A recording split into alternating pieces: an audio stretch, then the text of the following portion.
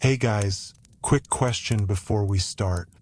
Imagine living for days or even weeks on a wooden vessel that's barely wider than a modern living room, packed with men, gear, food, animals, and seawater spray. Now imagine doing that without turning the ship into a floating sickness trap. The Vikings weren't just daring sailors. They were practical managers of space, smell, and disease. And some of the simplest choices, where you relieved yourself, how you stored water, what you wore, could decide whether a voyage stayed functional or quietly fell apart. If you enjoy long, calm deep dives like this, consider subscribing. A lot of regular listeners do it simply so these slower, more thoughtful history documentaries show up in their feed, and so they don't miss the next one. Now, to the longship and the unglamorous problem every crew had to solve: waste. A Viking longship was designed for speed, flexibility, and coastal raiding, not comfort. Even so, it had to keep people alive long enough to be useful.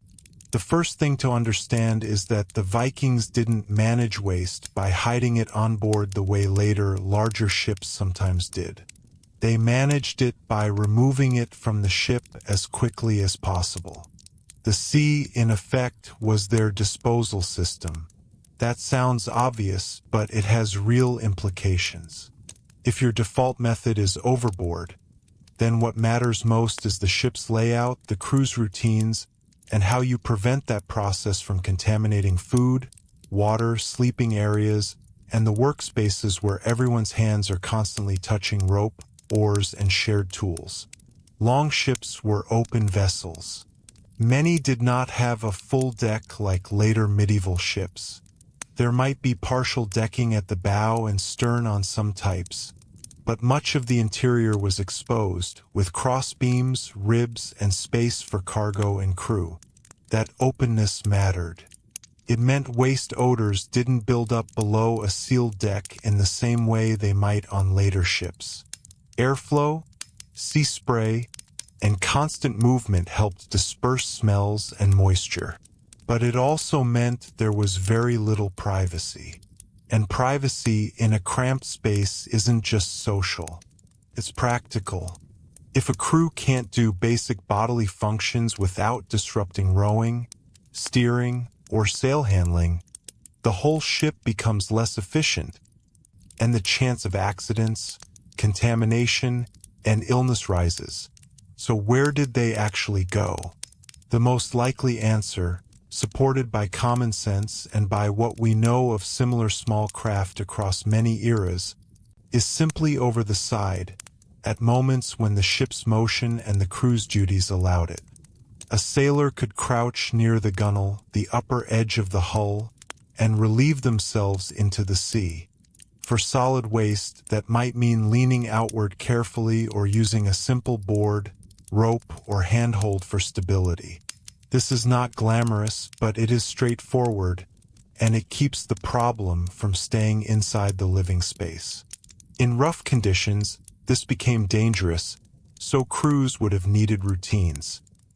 Choosing calmer moments, using the shelter of the stern area when possible, and relying on experienced hands to steady themselves. We also have to consider the stern. The steering, or mounted on the starboard side at the rear, made the stern a busy place, but it was also a place where one could be slightly separated from the main mass of rowers.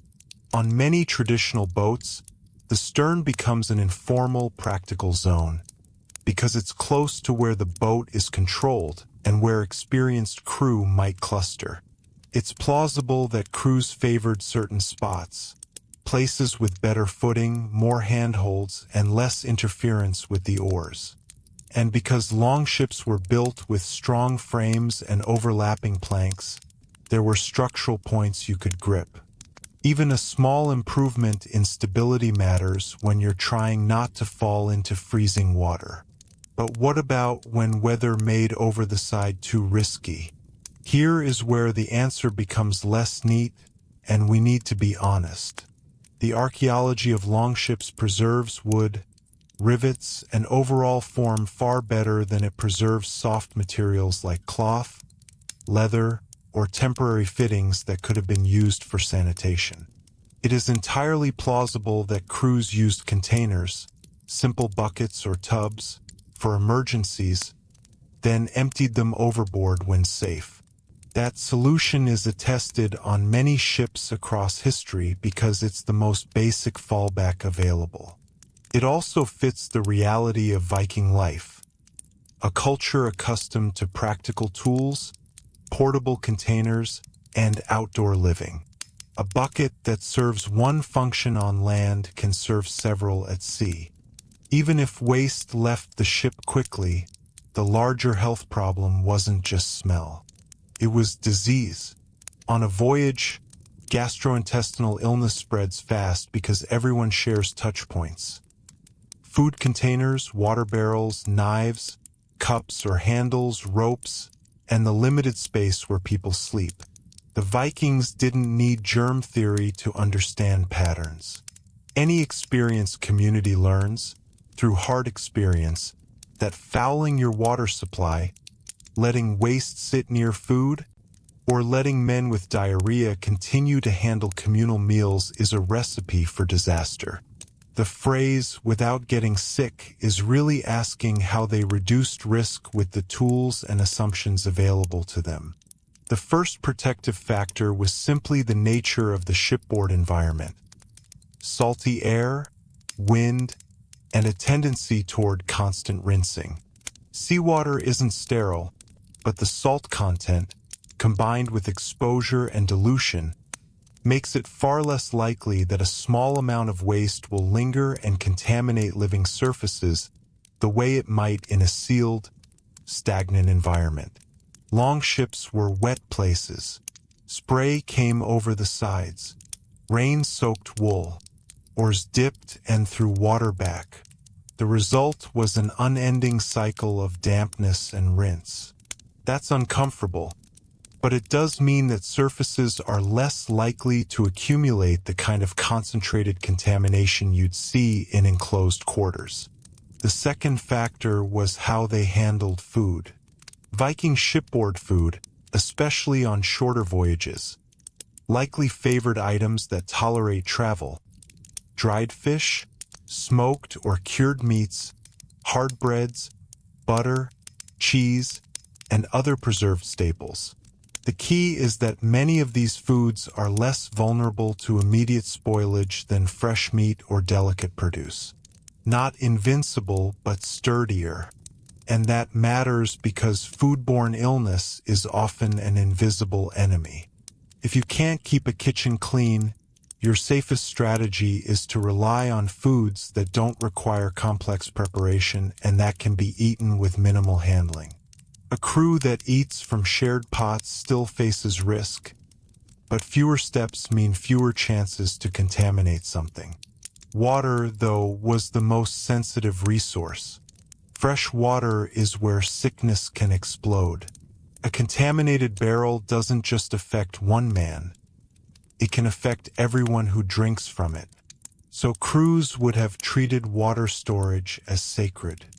Wooden barrels or tubs could be sealed and kept away from the most heavily trafficked, wettest, and dirtiest parts of the ship. They could also rely on alternative drinks that were common in Northern Europe, especially weak beer or fermented beverages, which can be safer than questionable standing water. Not because fermentation is a magic shield, but because it changes the microbial environment and the drink is often handled with more care. On the practical level, even if you have water, you still need to ration it. And if water is scarce, you cannot spare much for washing bodies or clothes. That forces a different hygiene logic, prioritizing hands, faces, and the tools that touch food, rather than the modern idea of full-body cleanliness. Hand hygiene, even without soap in the modern sense, can be partly achieved with simple practices. Rinsing in seawater, rubbing with sand or ash as abrasives, and using wool cloths that can be dried in wind. Ash, in particular, is a traditional cleaning agent in many cultures because it can help break down grease.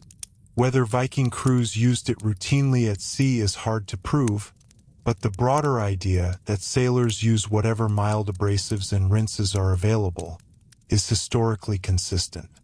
And the Vikings had another advantage: their clothing. Wool stays warm when wet, and it resists some odors better than plant fibers. It's not a substitute for cleanliness, but it can make a harsh environment more survivable. If your clothes don't turn rancid as quickly, you reduce skin infections and discomfort, and you keep morale steadier. An underrated factor when people are living inches from one another. Then there's sleeping space. Longships did not offer separate cabins for most of the crew. People likely slept on their shields, cloaks, or simple bedding, often along the sides with gear stowed near them. In that setup, keeping waste off the sleeping area is crucial. It isn't hard to imagine informal rules. Certain spots are for storage, certain spots are for food, certain spots are for relieving yourself only in emergencies. These are not written regulations we can quote like a modern Navy manual, but sailors everywhere develop routines quickly because chaos is punished immediately. A surprisingly important waste management issue on longships was the bilge, the low interior where water collects. Even if you throw human waste overboard, you still have a constant problem of water pooling inside. Rain, spray, and the drips from wet gear. Stagnant bilge water becomes foul, makes footing dangerous, and contributes to sickness and skin problems. So crews bailed. Constantly. Bailing is labor, but it is also sanitation. Keeping the interior as dry as possible reduces rot, reduces odors, and makes it easier to keep bedding and food from becoming soaked. When you picture Viking seamanship, it's easy to focus on sails and oars. But health at sea often depends on the unromantic rhythm of removing water. What about waste beyond the humankind? Many voyages involved cargo, tools, and sometimes animals, at least in transport contexts, if not always in raiding. Animal waste is a different category because it can be voluminous and is harder to manage discreetly. If animals were carried, that adds pressure to keep them near the edges where cleaning and disposal is easier, and to limit how long they remain on board. Again, we can't map a universal rule onto every voyage, but the principle holds. Anything that produces waste must be positioned so it can be removed, and so it doesn't compromise the crew's living space. Now, it would be misleading to claim Viking longships were somehow hygienic paradises. They were not. People did get sick. Seasickness, infections, parasites, and dysentery are common in pre-modern travel. The better question is why voyages were possible at all without collapsing under disease every single time. The answer is that their system, such as it was, aligned with a few realities. They kept waste moving out of the ship, they protected their water and food as best they could, they accepted a wet environment that naturally rinsed surfaces, and they relied on simple routines that reduced the worst risks. They didn't eliminate illness. They reduced the probability of catastrophic outbreaks that would disable a crew. And there's one more element that rarely gets mentioned: experience. The Vikings were not occasional hobby sailors. For centuries, communities around Scandinavia lived with boats as part of daily life. Fishing, trading, moving between islands and coasts. A longship crew, especially an effective one, carried practical knowledge that isn't always written down. Which side is safer to use based on wind direction, how to position the ship during short stops, how to keep the water barrel from being opened carelessly, how to separate tasks so the men handling waste aren't immediately handling food. These are small decisions, but together they form a culture of seamanship. And that culture is part of why Viking mobility reshaped the map of Europe. So when you ask how Vikings managed waste on longships without getting sick, the most honest answer is also the most revealing. They didn't rely on a single clever invention. They relied on a chain of practical habits. Overboard disposal whenever possible, containers when necessary, strict attention, whether formal or informal, to where water and food were kept, constant bailing and drying to keep the interior from turning foul, and an experienced seafaring culture that learned quickly what worked. It's the same kind of intelligence you see in many successful societies. Not the dramatic headline moment, but the steady, almost invisible discipline that keeps people functioning under pressure. And in the end, that discipline mattered as much as any sword or sail. Because a longship wasn't just a vehicle of expansion.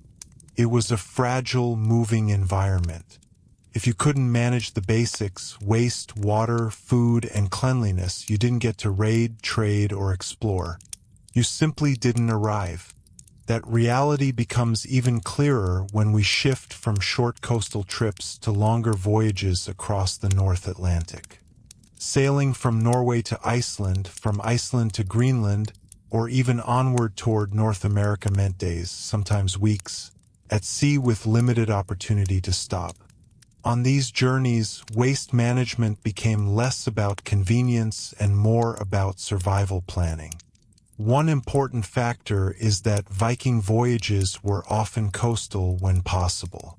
Crews preferred to move along shorelines, stopping regularly to rest, repair, gather fresh water, and relieve themselves on land.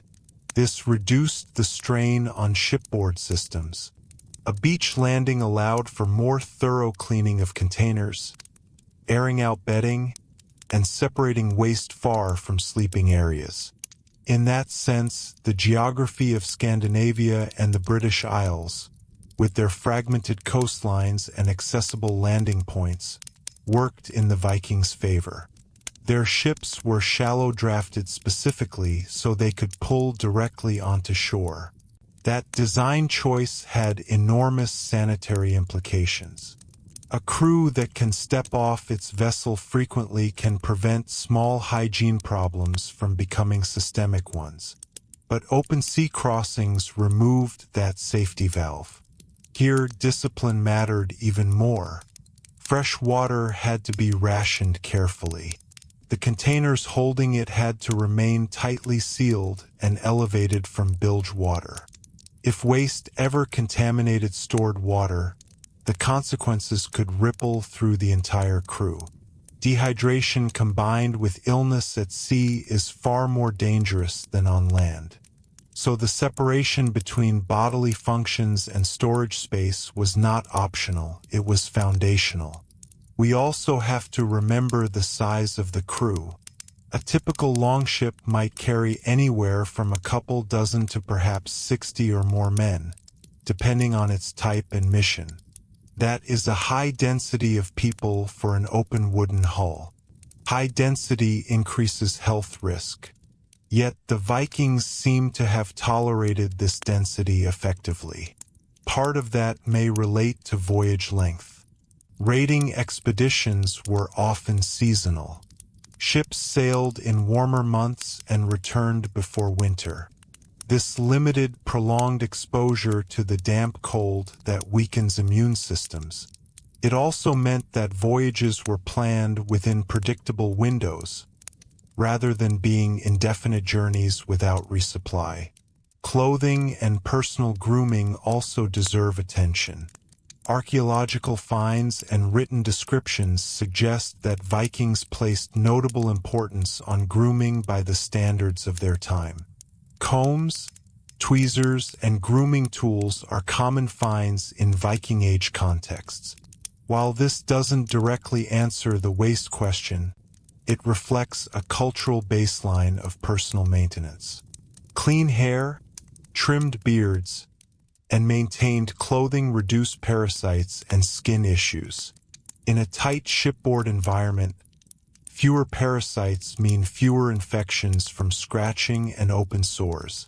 That indirectly contributes to overall health resilience. Another often overlooked element is diet quality before departure.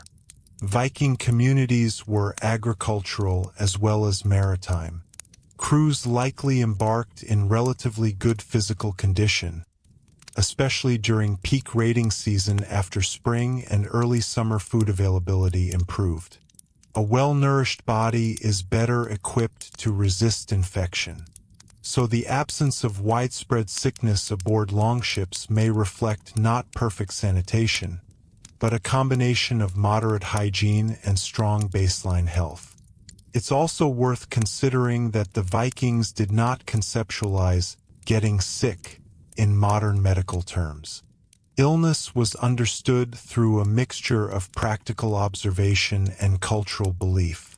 But practical observation is powerful. If a pattern emerged, say a man who fouled the water barrel and then several others fell ill, crews would adjust behavior.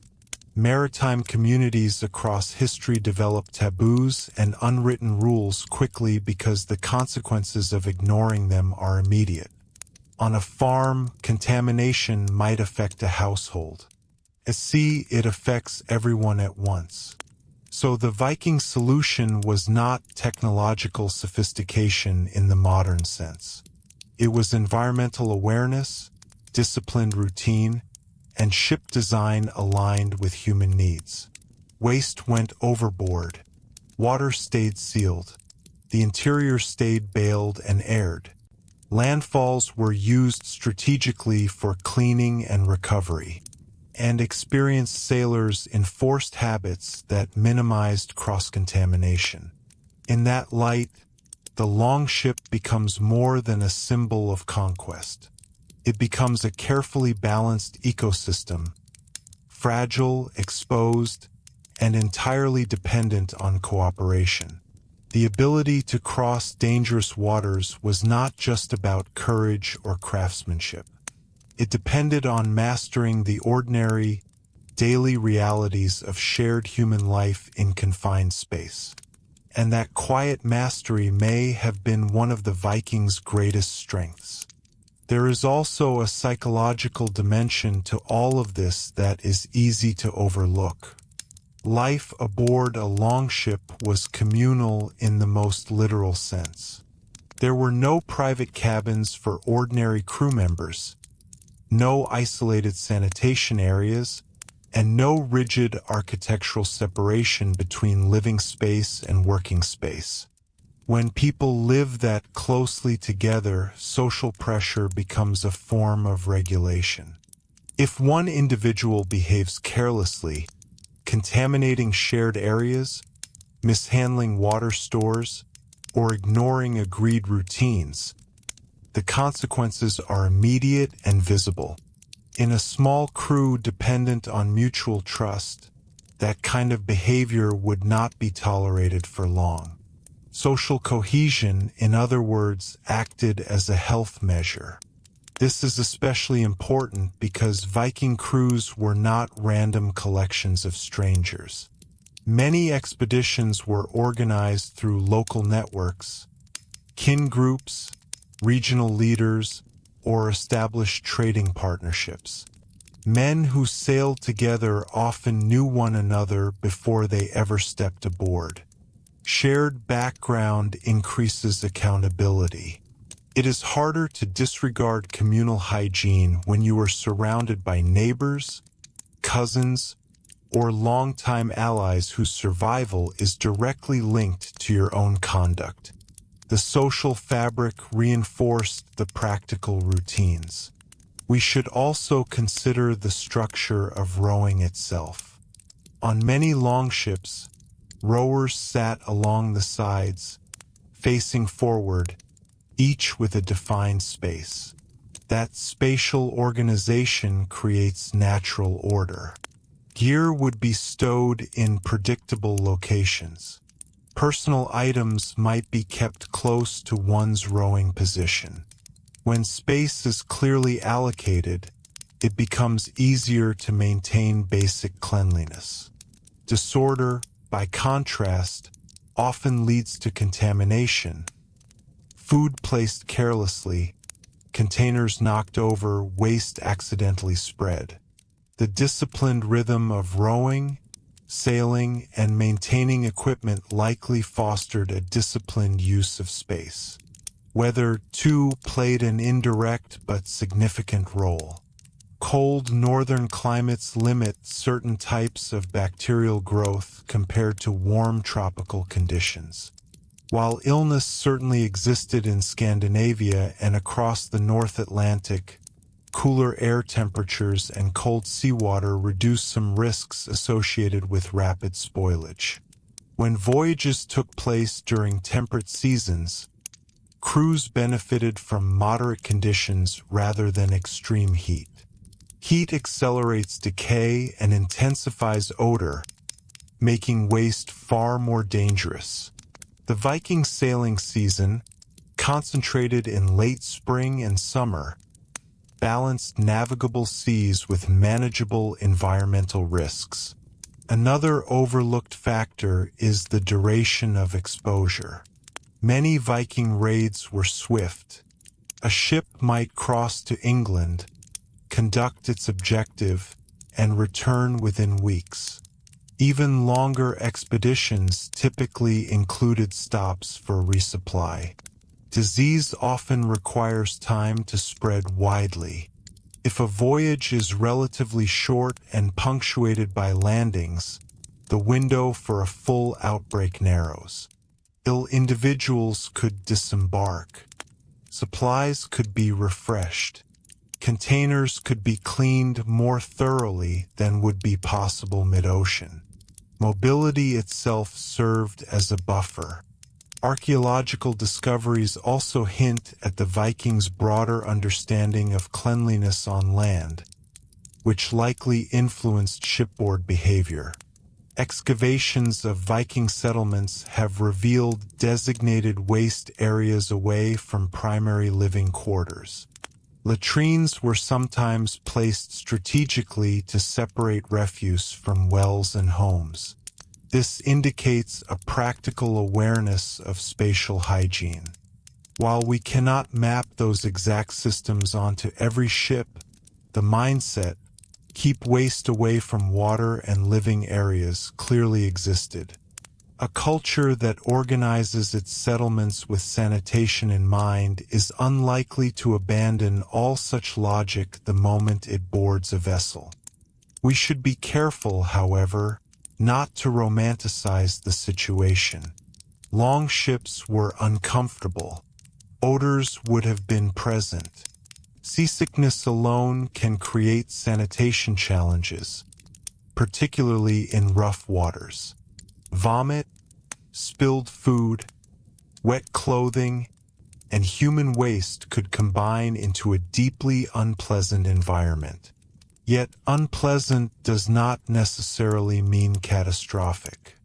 Human beings are adaptable. When routines are established and enforced, even harsh conditions can remain survivable for extended periods. It is also worth reflecting on mortality patterns. While Vikings were capable sailors, voyages were risky for many reasons: storms, navigation errors, conflict, and exposure. Illness at sea undoubtedly occurred, but the historical record does not suggest that sanitation failures routinely crippled fleets. The fact that Viking maritime networks expanded across such vast distances, from the rivers of Eastern Europe to the coasts of North America, implies that their operational model was sustainable. Ships returned. Crews survived often enough to make repeated journeys worthwhile. In the end, the question of waste management opens a window into something larger. It forces us to look beyond the dramatic imagery of shields and sails and to examine the mundane infrastructure that underpinned expansion. Empires and trading networks are built not only on ambition but on logistics.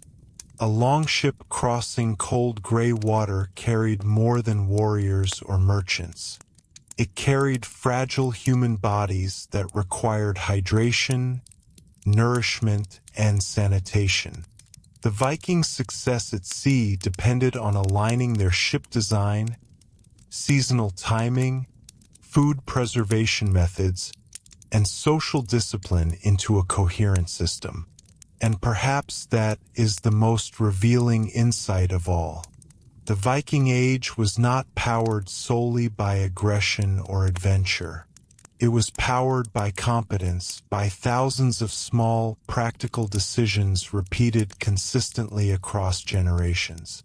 Managing waste on a longship may seem like a minor detail. Yet, without solving that problem, none of the larger historical movements would have been possible. The voyages to Britain, the settlements in Iceland and Greenland, the river routes into Byzantium. Every one of them depended on crews who understood how to keep a wooden vessel, crowded with life, functioning just well enough to reach the horizon and come back again. As we widen the lens even further, it becomes clear that Viking sanitation at sea was closely tied to adaptability. Longships were not uniform vessels used in identical ways. Some were built primarily for raiding, others for trade, others for transport. A cargo-focused Nar, broader and deeper than a sleek war longship, would have presented slightly different challenges.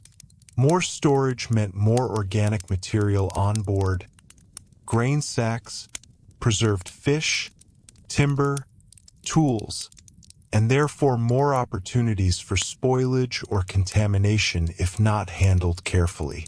The broader hull also meant more internal space where water could collect. Bailing and maintaining dryness would have been just as essential, if not more so. This diversity of ship types suggests that waste management practices were flexible rather than rigid. A fast raiding ship, traveling light and stopping frequently, could rely almost entirely on overboard disposal and brief landings. A cargo vessel crossing between Norway and Iceland might need more contingency planning, including secure storage zones clearly separated from living areas. In both cases, the principle remained the same: protect what must remain clean and remove what cannot. Another element worth considering is hierarchy. Viking ships had leaders, captains or chieftains, whose authority extended beyond navigation and combat decisions. Maintaining order on board would have included maintaining functional routines. Authority structures are critical in confined environments. Without them, disputes over space, supplies, or behavior can quickly erode discipline. Even if no formal sanitation officer existed, the captain's broader responsibility for the ship's success would naturally include enforcing practices that preserved health. A crew weakened by preventable illness was less capable of rowing, fighting, or handling sail in difficult weather. The longship's construction itself also played a quiet role. Built using clinker construction with overlapping planks riveted together, these ships were remarkably flexible in heavy seas. That flexibility reduced structural strain, but it also meant that minor leaks were normal. Crews expected water ingress and responded with routine bailing. Because water entry was anticipated, systems for removing it were always active. This constant vigilance against water buildup likely helped prevent stagnant pooling that could otherwise mix with organic waste and become more hazardous. In a sense, Ship maintenance and hygiene overlapped continuously. We should also reflect on how quickly organic waste disappears in a maritime environment. Human waste cast into open ocean disperses rapidly. In tidal coastal waters, currents move material away from the vessel. Unlike enclosed harbors or later urban ports where sewage accumulated, Viking ships often operated in dynamic waters with strong movement. That does not make the sea a harmless dumping ground in modern environmental terms, but within the scale of a single vessel at sea, it meant contamination rarely lingered directly alongside the hull. Comparisons with later medieval ships further highlight the Vikings' environmental advantage. By the late Middle Ages, larger, decked ships with enclosed lower holds created more severe sanitation challenges. Waste could accumulate below decks, and air circulation was limited. Disease outbreaks on long voyages became more common in those confined conditions. Viking longships, by contrast, remained open to wind and weather. Their discomfort was, paradoxically, a form of ventilation. Finally, it is important to situate this discussion within the broader Viking worldview. Survival in Scandinavia required constant adaptation to harsh climates, limited growing seasons, and rugged terrain.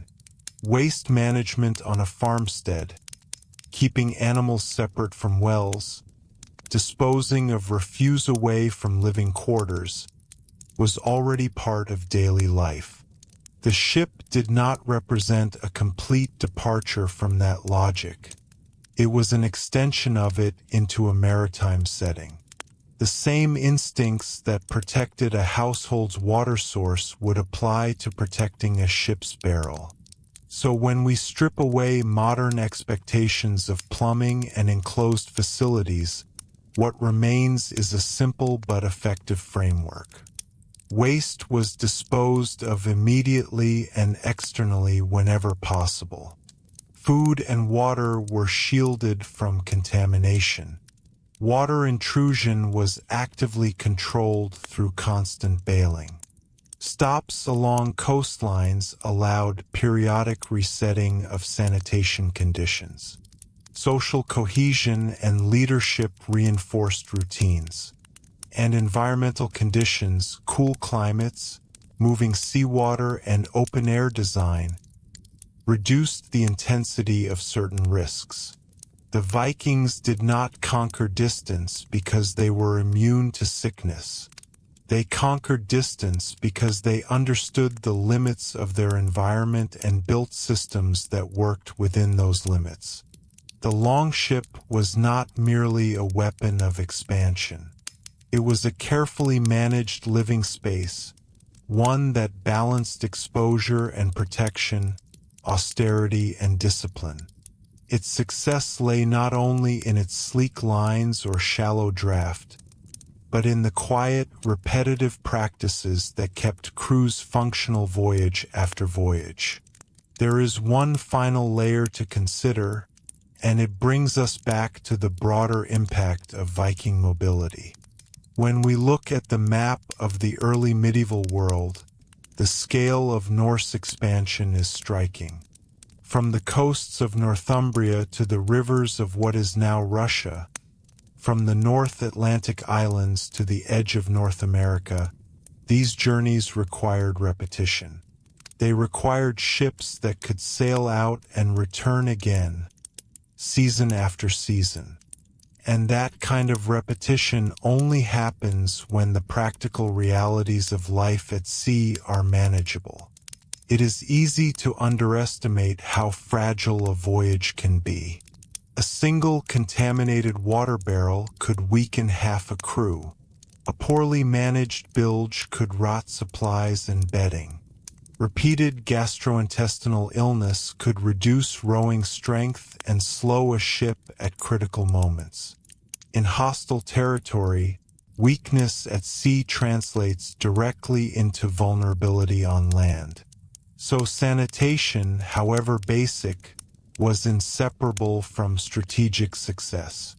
What makes the Viking case particularly interesting is that they achieved this sustainability without complex infrastructure.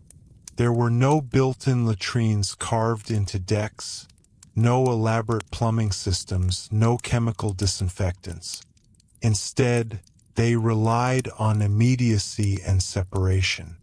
Waste did not remain aboard. Water was guarded carefully. Airflow was constant. The ship itself, open and exposed, discouraged accumulation. Their solution was environmental rather than mechanical. And in some ways, that environmental approach aligns closely with how many traditional maritime cultures operated across history. Small fishing vessels in northern Europe, coastal traders in the Mediterranean, and indigenous Arctic craft all followed similar principles. Dispose overboard, protect freshwater, keep the interior as dry as possible, and land frequently when you can. The Vikings were not uniquely advanced in sanitation technology, but they were highly effective in applying time-tested maritime logic at scale and across great distances.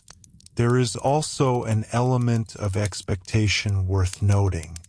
Life in the Viking Age was physically demanding everywhere, not just at sea. People were accustomed to working outdoors, to handling animals, to dealing with mud, smoke, and cold. The threshold for discomfort was different from modern standards. That resilience meant that what might feel intolerable to us was manageable to them. Managing waste on a longship was not about achieving sterility. It was about preventing breakdown, keeping conditions within a range that allowed the body to cope. Over time, accumulated experience would refine these practices. Crews that survived difficult voyages carried lessons back to their communities. Shipbuilders could adjust layouts slightly. Leaders could enforce more effective routines. Even small improvements, better placement of water barrels, clearer division of sleeping areas, more disciplined bailing schedules, compound over generations. By the height of the Viking Age, these incremental refinements would have been embedded in tradition.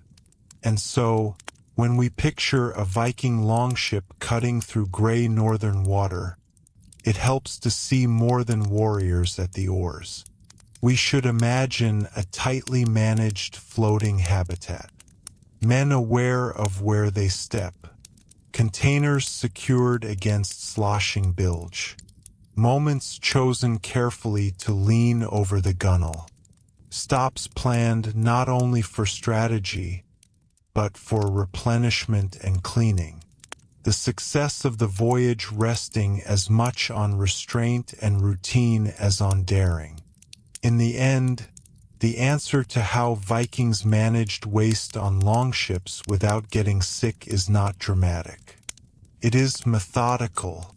They minimized onboard accumulation, protected essential resources, leveraged an open-air design, relied on frequent landings, and enforced habits shaped by generations of maritime life. Illness was never eliminated, but it was contained often enough to keep their networks alive. And that quiet containment is part of the larger story of the Viking Age. Behind every raid recorded in a monastery chronicle, behind every trade route mapped along a river, there were countless unseen acts of maintenance. Water lifted and thrown overboard, barrels checked and sealed, bedding dried in wind, waste cast into open sea. These small acts do not appear in sagas with the same drama as battles or explorations. Yet without them, the ships would not have endured long enough to make history. So the next time we think about Viking longships, it may be worth remembering that their greatest strength was not only in their speed or their fearsome reputation. It was in their ability to function, day after day, wave after wave, because the people aboard understood that survival at sea begins with mastering the ordinary. As we draw this exploration to a close, it is worth reflecting on how easily modern storytelling skips over these quieter foundations of historical success. Popular imagination gravitates toward dramatic landings, burning monasteries, distant settlements, and legendary figures. Yet none of those events begin with spectacle. They begin with preparation. They begin with a hull built to flex in heavy seas, with barrels carefully sealed, with routines quietly agreed upon before the shoreline disappears from view. The management of waste aboard Viking longships may seem like a narrow subject, but it opens a window into a larger truth about maritime history. Seafaring societies survive not because they eliminate risk, but because they organize it. The sea cannot be controlled. Storms will come. Winds will fail. Illness will appear. What can be controlled is how a crew structures its daily life within that uncertainty. And the Vikings, by every indication, structured it effectively. Their approach was not rooted in scientific microbiology, yet it reflected sharp empirical thinking. If something repeatedly led to sickness, it was avoided. If certain practices kept voyages smoother, they became tradition. This is how practical knowledge spreads in pre-modern societies, through observation, repetition, and memory rather than written manuals. A younger sailor learns from an older one. A successful captain's habits are copied. Over time, those habits solidify into maritime culture. It also reminds us that the Viking Age was, in many ways, an age of systems. The same coordination required to row in unison or to raise and lower a sail efficiently is the coordination required to maintain a healthy onboard environment. Everyone must understand their role. Everyone must act predictably. Disorder is costly. On a longship, disorder could mean spilled provisions, fouled water, or preventable illness. Order, by contrast, meant endurance. There is a certain humility in recognizing that great historical movements depend on such ordinary discipline. The Norse presence in Ireland, England, Normandy, Iceland, Greenland, and beyond was not sustained by heroism alone. It was sustained by ships that kept functioning. And ships kept functioning because crews paid attention to details most chronicles never recorded. Details like where waste was disposed of, how water was guarded, and when the ship needed to be aired and dried along a quiet stretch of coast. In that sense, waste management becomes symbolic of something broader. It represents the uncelebrated maintenance that underlies all expansion. Empires may be remembered for conquests and kings, but they endure through logistics and habit. The Viking longship was a tool of mobility, but it was also a fragile wooden world that had to remain livable. Its success depended on a balance between exposure and control, open to wind and sea, yet carefully managed within. So when we ask how the Vikings avoided getting sick from the most basic realities of life at sea, the answer circles back to simplicity and experience. They removed what could contaminate. They protected what sustained them. They relied on airflow, seawater, and regular landings. They enforced discipline through social cohesion and leadership. They accepted discomfort but avoided chaos. And they repeated these practices consistently enough that their ships could travel astonishing distances. Perhaps that is the final lesson hidden within this question. History often celebrates innovation, but just as often it is continuity. Steady, practical, disciplined continuity that shapes outcomes. The Viking Age was not only an era of bold movement, it was an era of careful management. The longship, sleek and iconic, carried within it a daily routine that made its journeys possible. And in the quiet rhythm of bailing water, sealing barrels, and casting waste into the restless sea, we glimpse the true engine of Viking endurance. Not myth, not legend, but method. If we step back one last time, the image of the Viking longship becomes almost architectural in its precision. It was not merely a vessel designed to move across water. It was a structured human environment shaped by necessity. Every plank, every rib, every open space along the gunwale existed within a logic of balance, between weight and speed, between exposure and shelter, between risk and control. Waste management in that framework was not a separate system added later. It was embedded into how the ship functioned from the start. The openness of the longship, so often associated with vulnerability, was in fact part of its resilience. Fresh air moved freely. Moisture did not remain trapped beneath heavy decking. Odors dissipated instead of concentrating. The very discomfort of wind and spray forced constant motion. Adjusting gear, drying cloaks, checking lashings, lifting water from the bilge. That motion kept the environment from stagnating. In many ways, the ship's design discouraged neglect. You could not ignore water pooling at your feet. You could not fail to notice a barrel shifting position. The environment demanded attention. Attention, in turn, fostered awareness.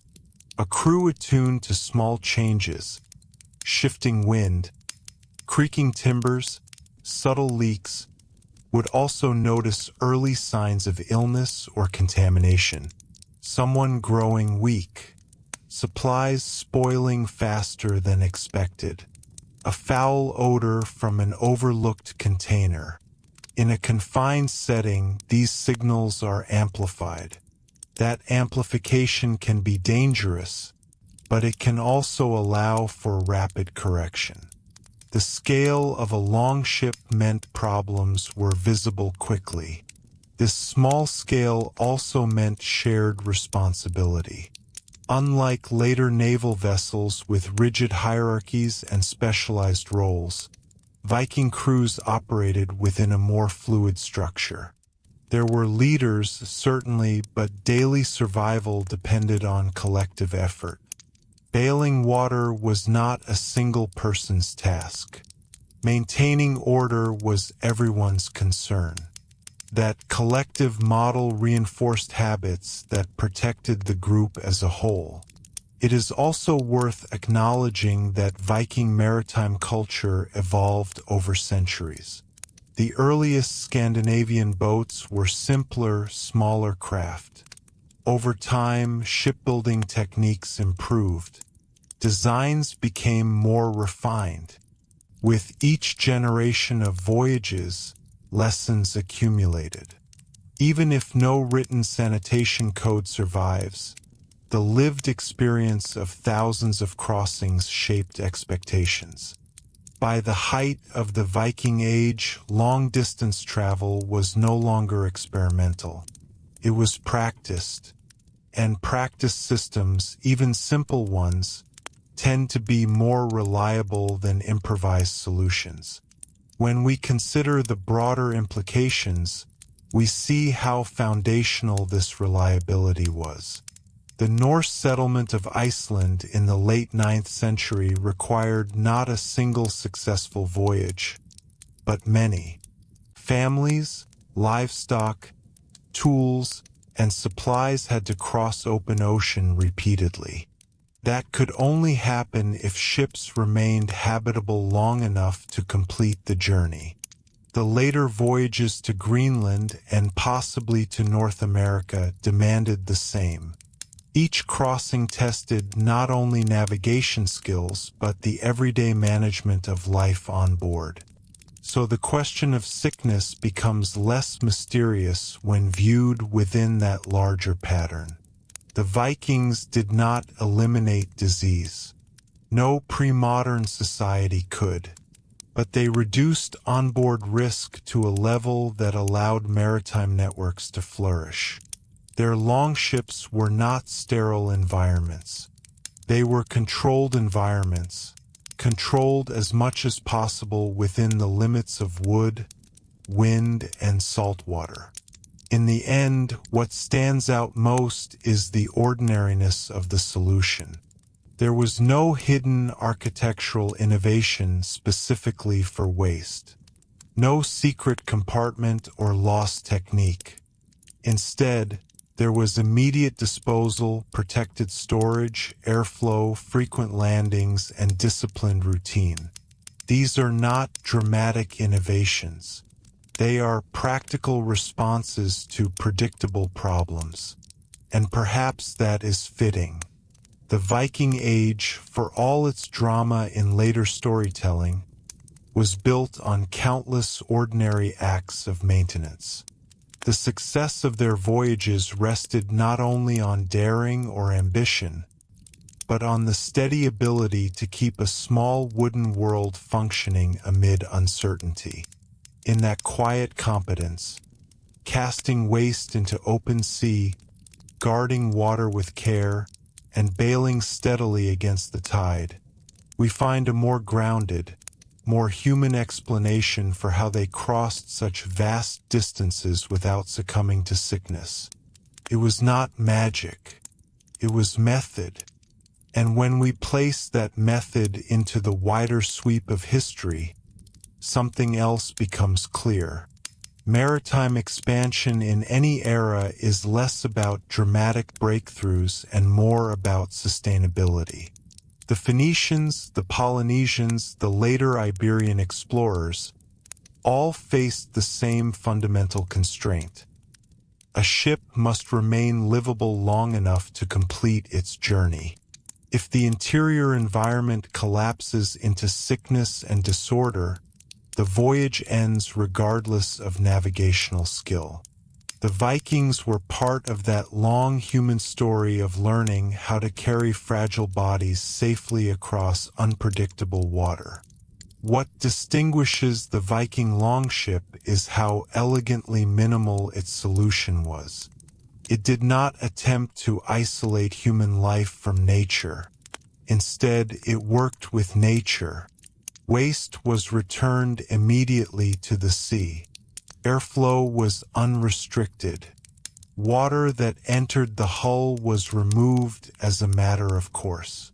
The boundaries between outside and inside were thin, almost permeable.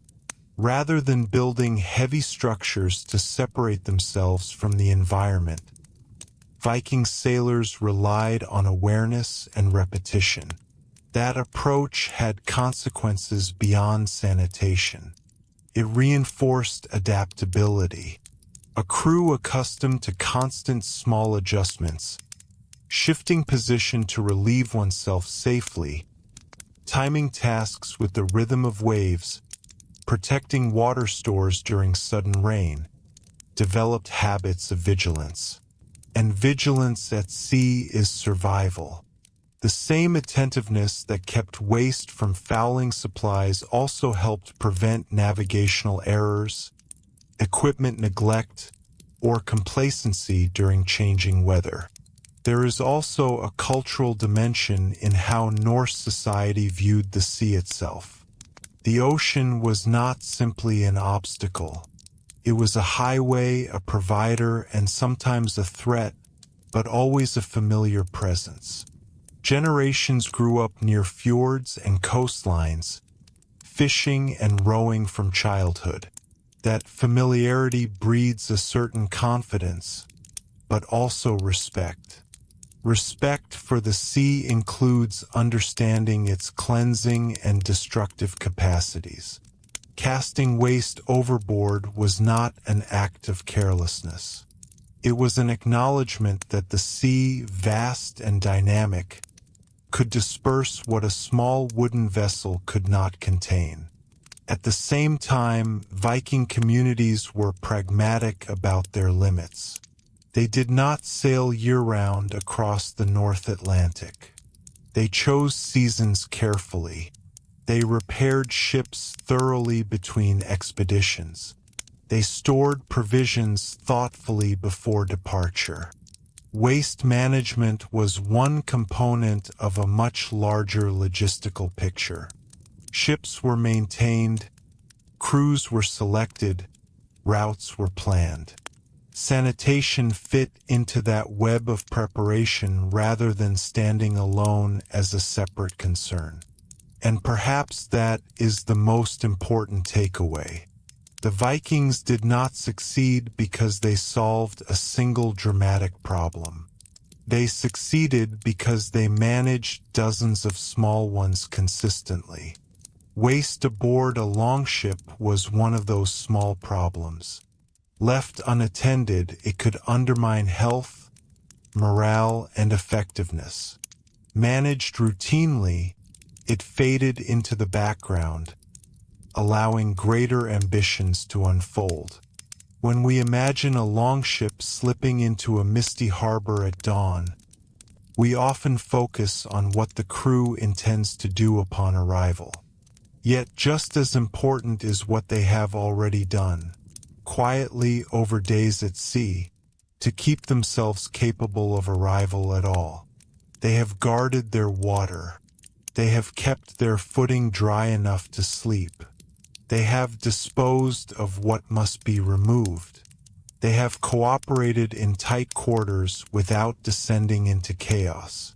In that disciplined cooperation lies the deeper story of Viking endurance. It was not merely the craftsmanship of the hull or the boldness of the voyage that carried them across the North Sea and beyond. It was the maintenance of a delicate balance inside that hull. A balance between necessity and restraint, between exposure and protection. So the next time we see the iconic silhouette of a longship, its curved prow rising against the horizon, we might remember that its power was not only outward-facing. It was inward-facing as well. It depended on a crew capable of sustaining life within narrow wooden walls, through routine acts so ordinary they rarely enter the record. Managing waste without getting sick may sound like a small footnote in the Viking story, but in truth, it reflects the quiet discipline that underpinned an era of extraordinary movement. And sometimes, it is in those overlooked details that the real strength of a civilization reveals itself. If we bring this discussion full circle, we arrive at a simple but powerful realization. Endurance at sea is built on habits that rarely draw attention. For the Vikings, the longship was not a temporary stage for adventure.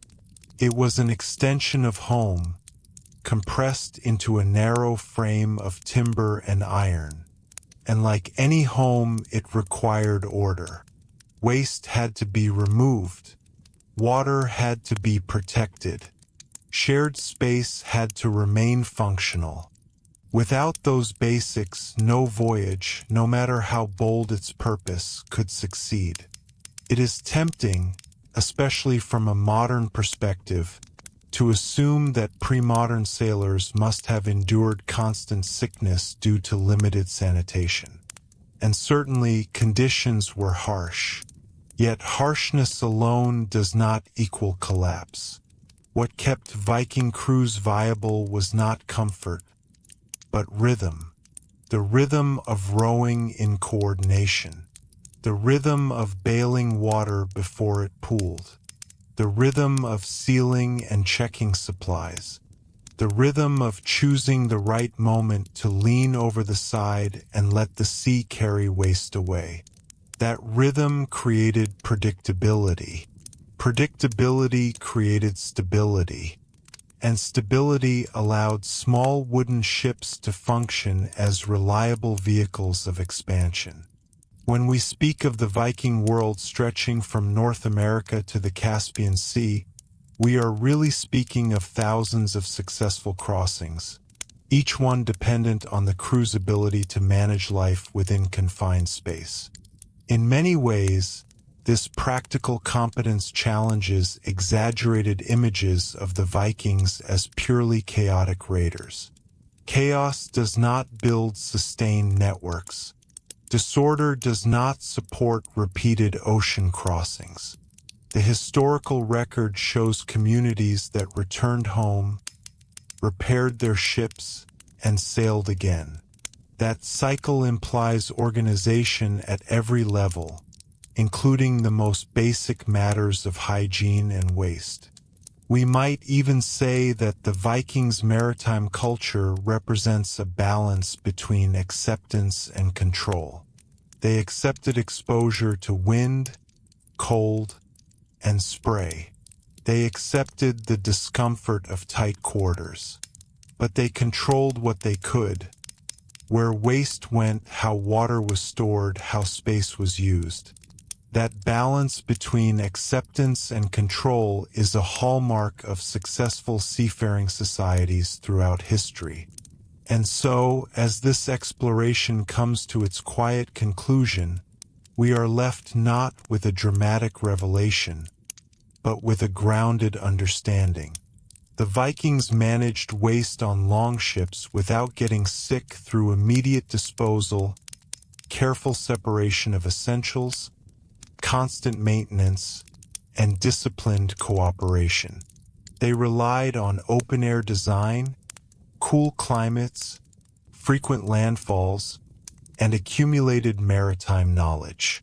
They did not eliminate risk, but they reduced it enough to keep moving. The image of the longship cutting through gray northern waters remains one of the most recognizable symbols of the early medieval world. Yet behind that image lies something less visible and perhaps more impressive. A floating community capable of sustaining itself against the elements through steady, practical habits. In the end, the Viking story is not only about how far they traveled. It is about how they managed to travel at all. And sometimes the answer to that question begins with something as ordinary and as essential as keeping a small wooden ship clean enough to survive the journey. As we reach the far edge of this topic, it's worth pausing on a final, almost philosophical point. When historians evaluate why certain societies were able to project power across distance while others remained regionally confined, the explanations often revolve around technology, leadership, or military innovation. Those factors matter, but beneath them lies a quieter prerequisite: the ability to sustain human bodies in motion. The Viking longship was, at its core, a system for moving communities, whether temporarily for raiding, seasonally for trade, or permanently for settlement. That system functioned because it addressed the biological realities of its crew. People must eat, they must drink, they must rest, and yes, they must eliminate waste. Any maritime culture that ignores those truths collapses quickly under its own neglect. In the Viking case, the solution was not architectural separation but environmental integration. Waste left the ship immediately when possible. The sea became the dispersal mechanism. Fresh water remained sealed and elevated, guarded with care. Food preparation was simplified to reduce contamination risk. Sleeping areas were kept as dry as circumstances allowed. Bilge water was removed before it stagnated. These actions were not grand innovations. They were disciplined repetitions. And repetition builds resilience. A single day of carelessness might pass without consequence. A week of it would not. Viking crews, accustomed to seasonal sailing, understood that consistency was survival. That understanding likely became instinctive.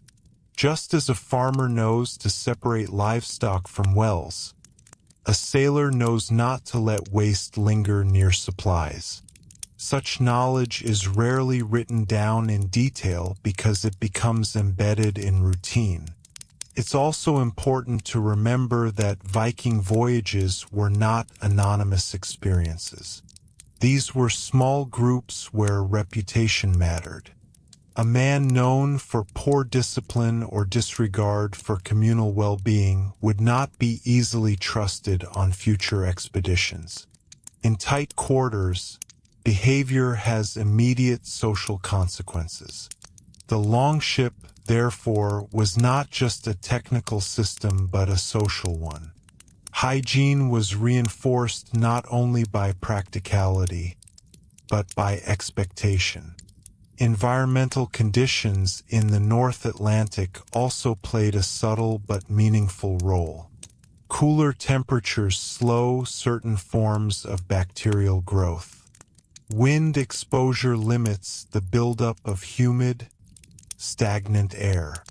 Constant motion reduces the kind of enclosed contamination that plagued later deep-sea voyages in warmer climates. While illness certainly existed, the combination of open-air design and northern weather may have reduced some of the more explosive outbreaks seen in other maritime contexts centuries later. And yet, we should resist the temptation to overstate the case. Viking life at sea was demanding. There would have been discomfort, strong odors, seasickness, and moments of real hardship.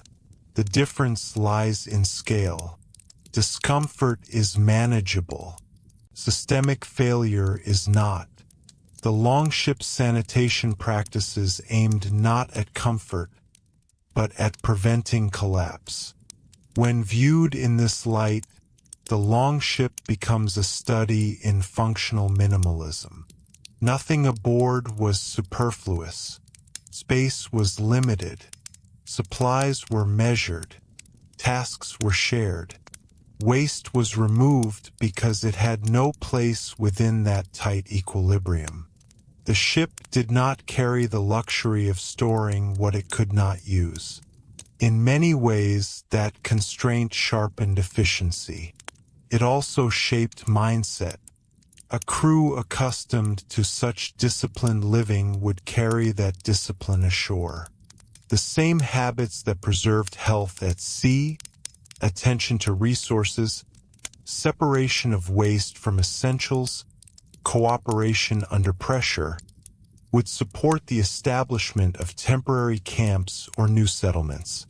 Maritime hygiene was not isolated from broader survival skills. It was part of them. So perhaps the most accurate conclusion is this. The Vikings did not avoid sickness through advanced technology or hidden architectural features. They avoided widespread collapse through alignment, aligning ship design with environmental realities, aligning daily routines with biological needs, and aligning social structure with shared responsibility. That alignment allowed small wooden vessels to cross rough waters repeatedly. It allowed crews to arrive with enough strength to act decisively. It allowed return journeys that reinforced networks across Europe and the North Atlantic. and it ensured that what might seem like a simple wooden craft was, in practice, a finely balanced human ecosystem. In the quiet discipline of casting waste into open sea before it could endanger the crew, we see a microcosm of Viking practicality. Their age of expansion was not sustained by mythic invincibility. It was sustained by competence, the steady management of ordinary realities in extraordinary circumstances. And sometimes, when we look closely at history, it is those ordinary realities that tell us the most. There is something almost humbling about ending on such an ordinary note. After tracing the sweep of Viking expansion across continents, after picturing sails on the horizon and settlements rising in distant lands, we arrive back at the deck of a single longship. Wind in the rigging, salt on the wood, a crew moving in practiced rhythm. And among their many responsibilities, the simplest one, keeping their fragile floating world livable. If we imagine a voyage from Western Norway to the British Isles, the journey might last only a few days under favorable conditions. Yet even in that short span, neglect could accumulate. Waste left unattended. A water container opened carelessly. Bedding left damp and fouled. These are small oversights, but at sea they compound quickly. The Vikings' success suggests that such oversights were corrected early, often instinctively. Experience sharpened awareness. Awareness preserved function. That preservation of function is the thread that ties everything together. A longship was not designed for comfort. It was designed for purpose. Every plank and rivet served motion. Sanitation practices existed not to elevate living standards, but to prevent interference with that motion. A crew weakened by illness rose poorly. A captain distracted by disorder navigates less effectively. The health of the group and the performance of the vessel were inseparable. This interdependence likely shaped shipboard culture in subtle ways. Tasks that seem mundane, bailing, checking lashings, guarding provisions, were not peripheral duties. They were central to survival. In that sense, waste management was not a side issue. It was part of seamanship. A competent sailor understood the vessel as a system. Keeping it clean enough to function was as important as trimming the sail correctly. And that system extended beyond the voyage itself. When a longship landed on a foreign shore, its crew did not step out as isolated individuals. They emerged as a coordinated unit that had just endured days or weeks in close quarters. Their ability to operate effectively on land depended on their condition upon arrival. A crew preserved through disciplined routine was more capable of whatever awaited them. Trade negotiations, exploration, or conflict. It is also telling that Viking maritime networks persisted for centuries. Temporary success might be explained by chance or novelty. Sustained expansion requires reliability. Ships must return. Crews must survive often enough to justify repeated ventures. The absence of evidence for chronic shipboard collapse suggests that their practical solutions were adequate. Not perfect, not sterile, but adequate. When we look at the broader history of seafaring, we see that later centuries would struggle deeply with shipboard disease, especially during prolonged transoceanic voyages in warmer climates. Enclosed decks, limited ventilation, and months without landfall created conditions ripe for outbreaks. The Viking model, shorter voyages, open design, frequent coastal stops, was less vulnerable to those extremes. Their system matched their geographical reality. In many ways, that alignment between design and environment was their greatest strength. They did not attempt to dominate the sea through isolation from it. They accepted exposure and adapted to it. Waste returned to the ocean because the ocean was vast and dynamic.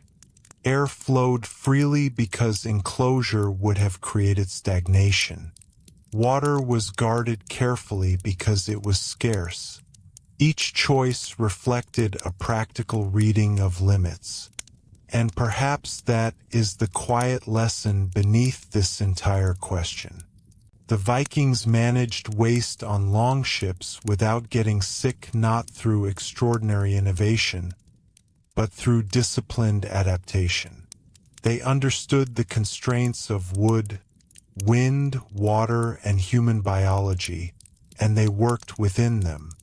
As the longship disappears once more into mist or memory, what remains is not just an image of adventure, but an image of balance. A narrow hull carrying men across uncertain waters. A floating space where every action mattered. Where even the most basic human necessity had to be handled with care. History often celebrates the dramatic arrival. But the true story begins much earlier, on the deck, in the daily rhythm, in the quiet discipline that keeps a crew strong enough to reach the shore at all. And in that steady discipline, repeated voyage after voyage, the Viking world was carried forward across the sea. If we linger for just a moment longer on that image of the longship at sea, another subtle truth emerges. The Vikings' success was not simply about enduring the voyage, it was about normalizing it. Sea travel, for them, was not an extraordinary disruption of life. It was an extension of it. And when something becomes normal, it becomes structured. Habits form, expectations settle, standards develop.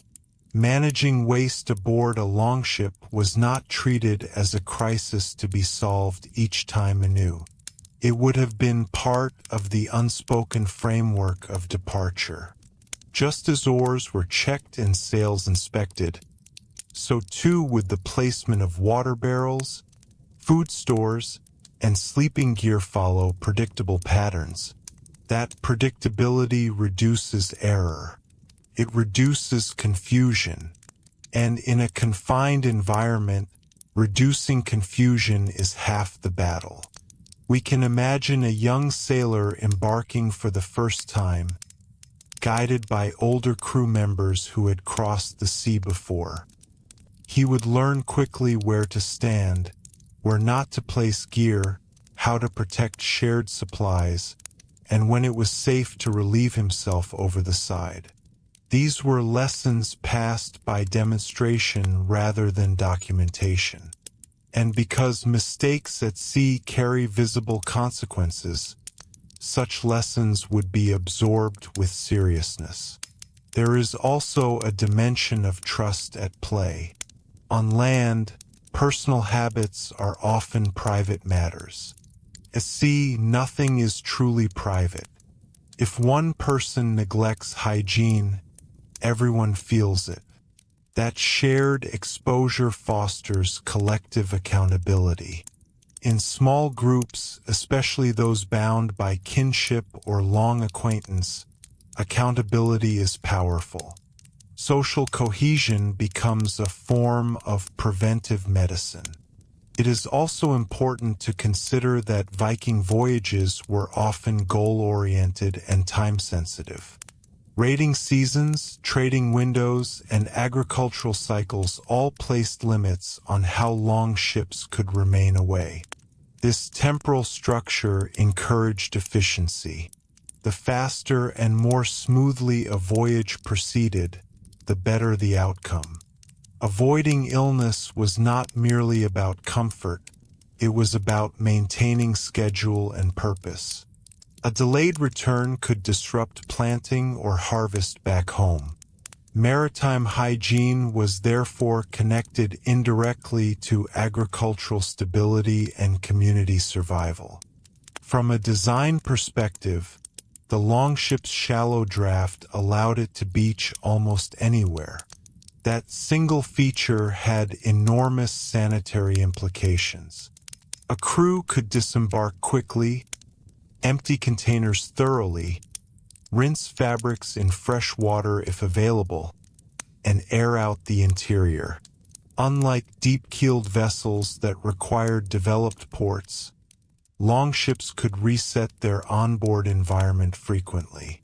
The coastline became an ally in maintaining health.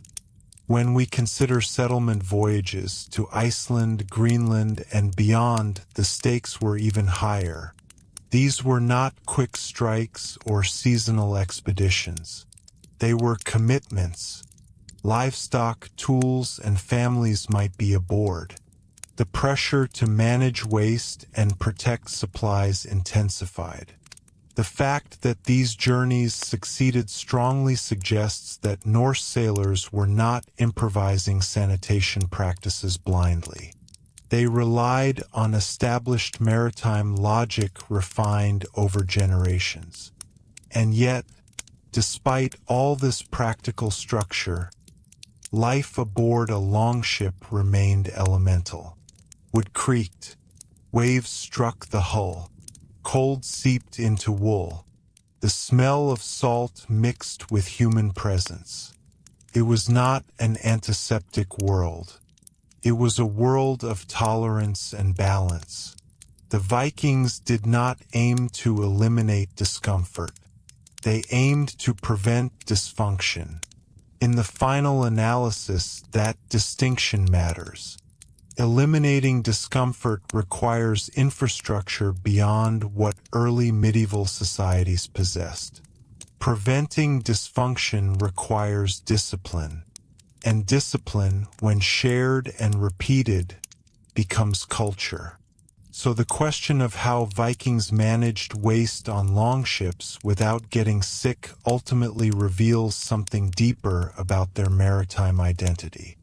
They were not reckless adventurers carried forward by sheer daring. They were organized seafarers operating within the limits of their materials and environment. They respected those limits enough to create routines that sustained life in tight quarters. The longship was a narrow world, but within that world, systems operated simple, practical, and reliable. Waste left the vessel.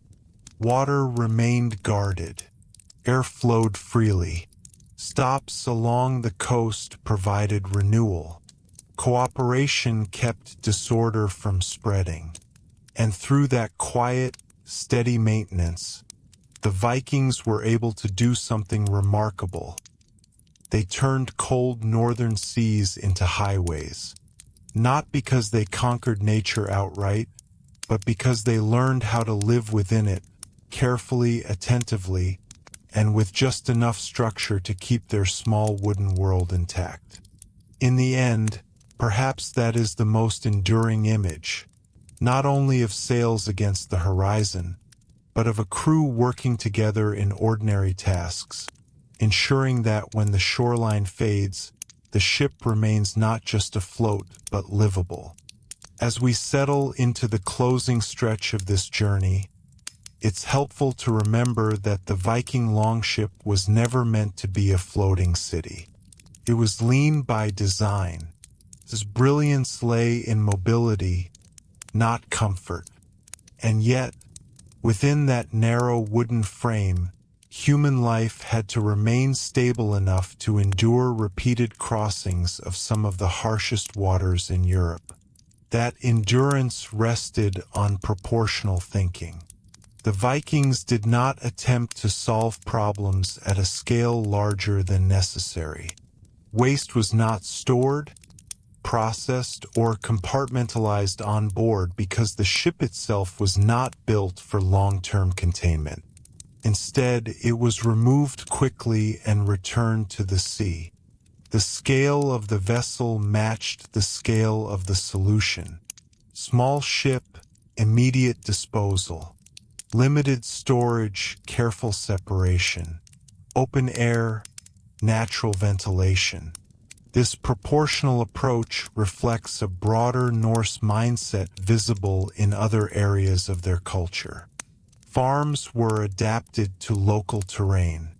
Buildings used available materials. Legal systems were community-based and pragmatic. The same logic applied at sea. Work with what you have, not against it.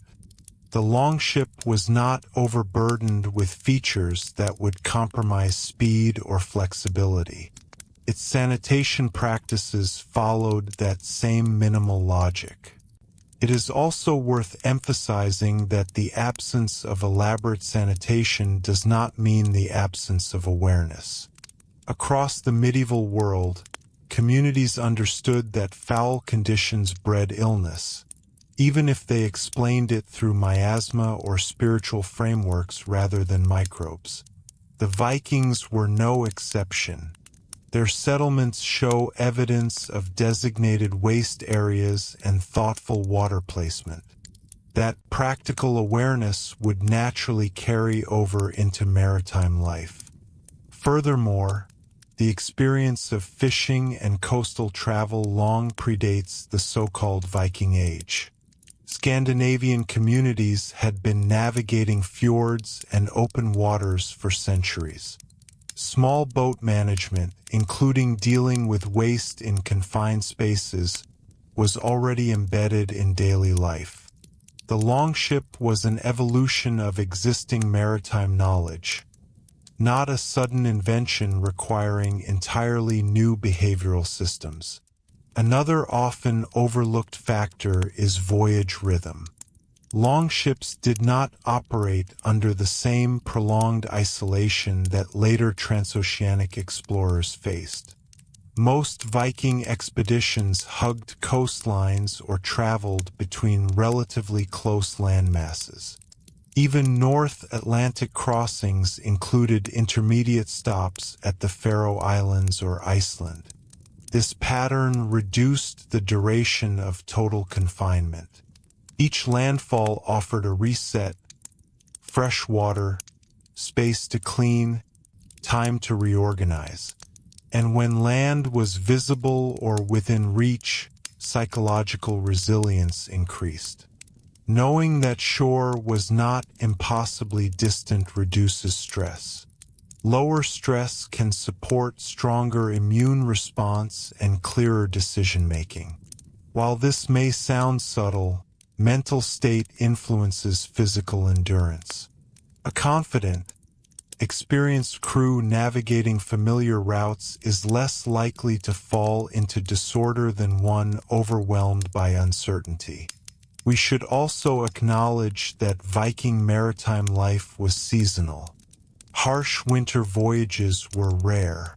Sailing in more temperate months minimized exposure to extreme cold or storm-driven confinement.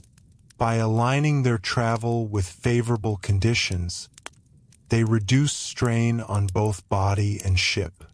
Once again, the theme is alignment between environment, design, and practice. In many ways, the longship functioned as a temporary extension of the Scandinavian household. Roles were understood. Space was respected. Resources were shared carefully. Waste was kept separate from sustenance. These parallels between ship and home reinforce the idea that maritime hygiene was not a radical departure from everyday logic. It was an adaptation of it. When we step back from the deck and look at the larger historical canvas, we see how foundational these adaptations were. Without reliable sea travel, there is no Norse presence in the British Isles, no trade routes along the rivers of Eastern Europe, no settlement in Iceland, no Greenland outposts.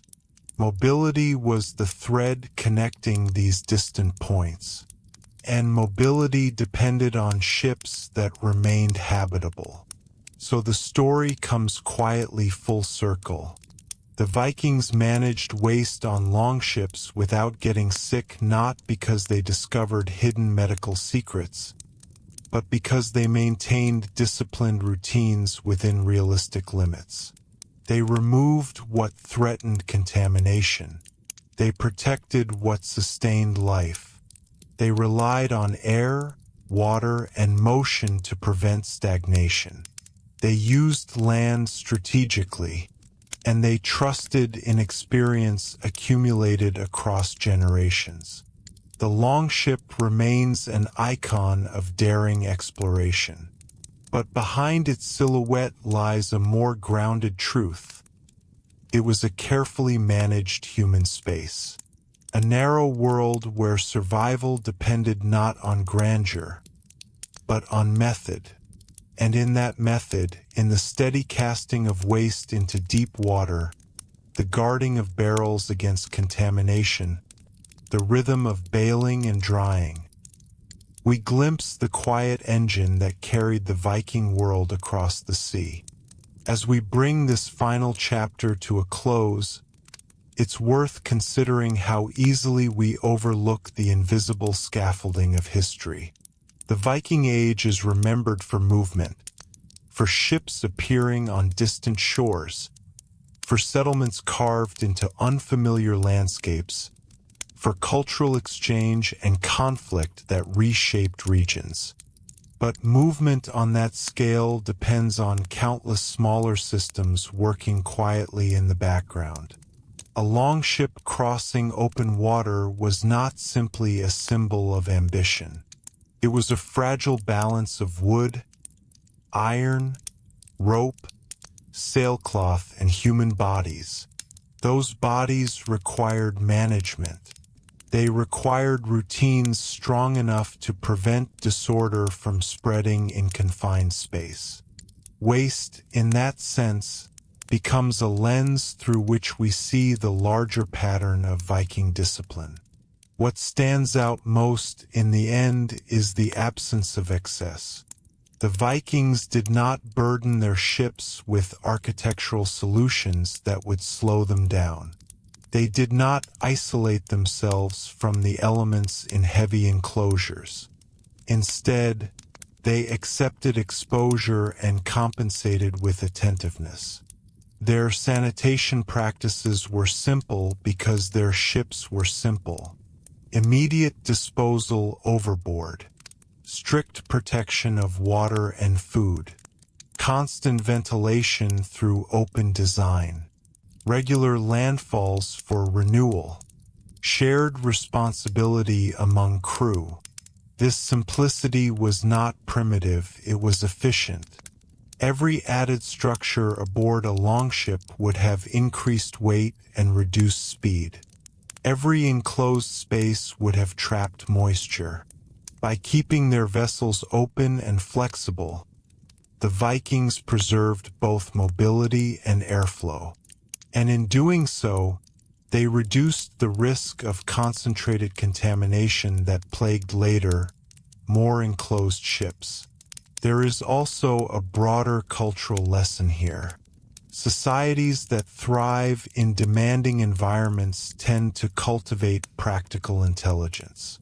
The Vikings lived in landscapes where resources were limited and seasons were harsh. Survival depended on foresight and restraint.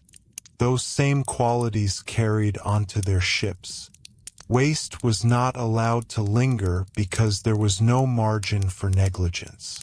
Fresh water was guarded because it was precious. Cooperation was enforced because isolation was impossible.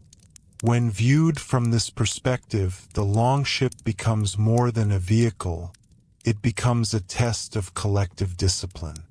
Could a group of individuals maintain order in tight quarters? Could they prioritize communal well-being over individual convenience? The repeated success of Viking voyages suggests that, more often than not, they could. And that capability had consequences far beyond sanitation. A crew accustomed to disciplined living at sea would bring that coordination to every endeavor, whether rowing upriver into Eastern Europe, establishing trade posts, or settling new lands. The habits formed aboard ship did not vanish upon landing. They shaped the structure of Viking mobility itself. In the quiet repetition of daily tasks, emptying waste into deep water, checking storage, airing bedding in coastal winds, we see a microcosm of Viking endurance. Not glamorous, not recorded in sagas, but essential. These acts sustained the bodies that powered the oars and trimmed the sails. They preserved strength for the challenges waiting beyond the horizon.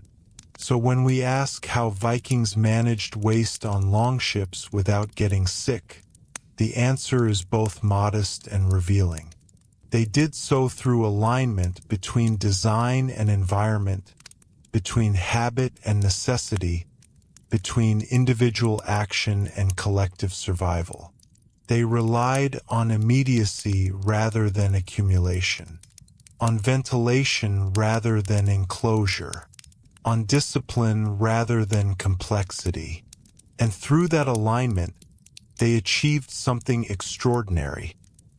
They transformed narrow wooden hulls into reliable bridges across vast stretches of sea. The longship endures in our imagination as a silhouette against mist and morning light. But its true strength lay not only in its shape, nor even in the courage of its crew. It lay in the quiet systems that kept life stable within its slender frame.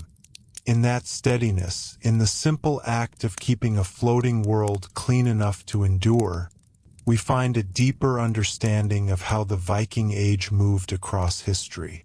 Not through myth alone, but through method. If we let the image linger one final time, the longship becomes something almost symbolic of the Viking mindset itself. Lean, exposed, adaptable, never overbuilt, never insulated from the realities around it. Life aboard demanded clarity. There was no space for illusion and very little room for error. Every object had purpose. Every action had consequence. Even the most ordinary human necessity, disposing of waste, had to be folded into a system that preserved balance. That balance is what ultimately allowed the Vikings to stretch the limits of their world. From a technical standpoint, their ships were marvels of engineering. Clinker-built planks gave flexibility. Shallow drafts allowed beach landings. Symmetrical bows and sterns enabled rapid changes of direction. But none of that engineering would have mattered if the human element failed. A ship is only as strong as the condition of its crew. And so the routines that protected health, however simple, were foundational. Waste removed swiftly overboard. Water containers guarded and separated. Bedding aired whenever land allowed. Bilge water bailed before stagnation set in. Hands rinsed in seawater. These practices were not luxuries. They were prerequisites.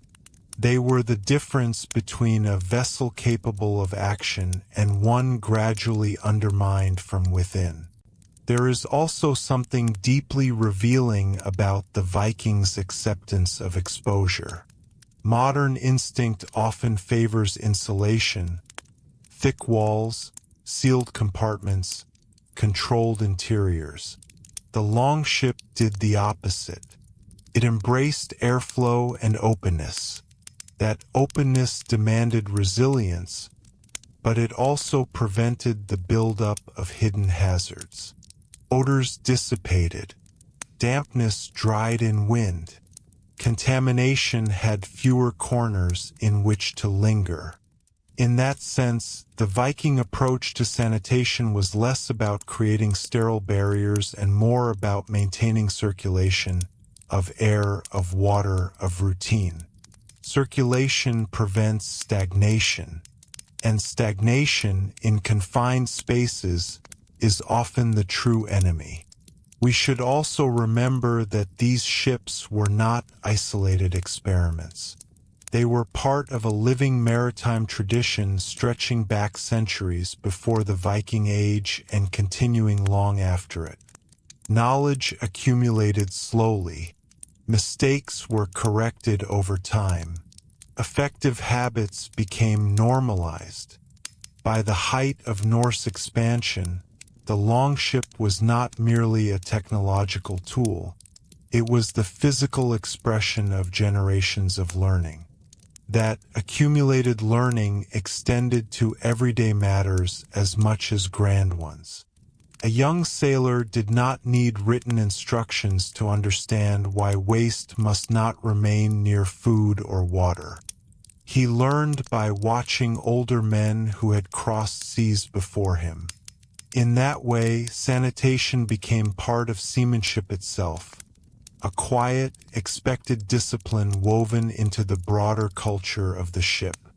And perhaps that is the final insight worth carrying forward. The Vikings did not conquer distance through recklessness. They did so through management of ships, of seasons, of supplies, and of themselves. The longship was a system held together by coordination. Coordination required health. Health required habit.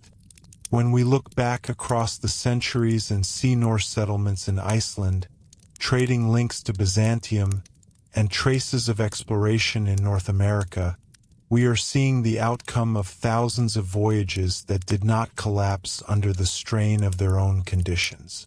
Those voyages were sustained not only by sail and oar, but by the quiet discipline that kept sickness from spreading unchecked.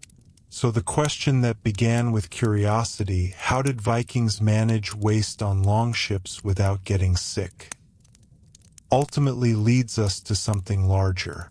It leads us to the realization that endurance in history is often built on the simplest acts performed consistently.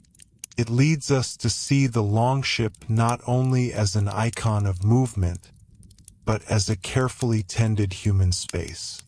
And in that narrow space, amid salt wind and shifting waves, we find the steady method that carried the Viking world outward, not through mystery, but through mindful repetition. That is where their strength truly lived. As we reach the quiet end of this exploration, it's worth appreciating how a question that begins with something so basic, how did Vikings handle waste at sea, opens into a much broader understanding of historical endurance.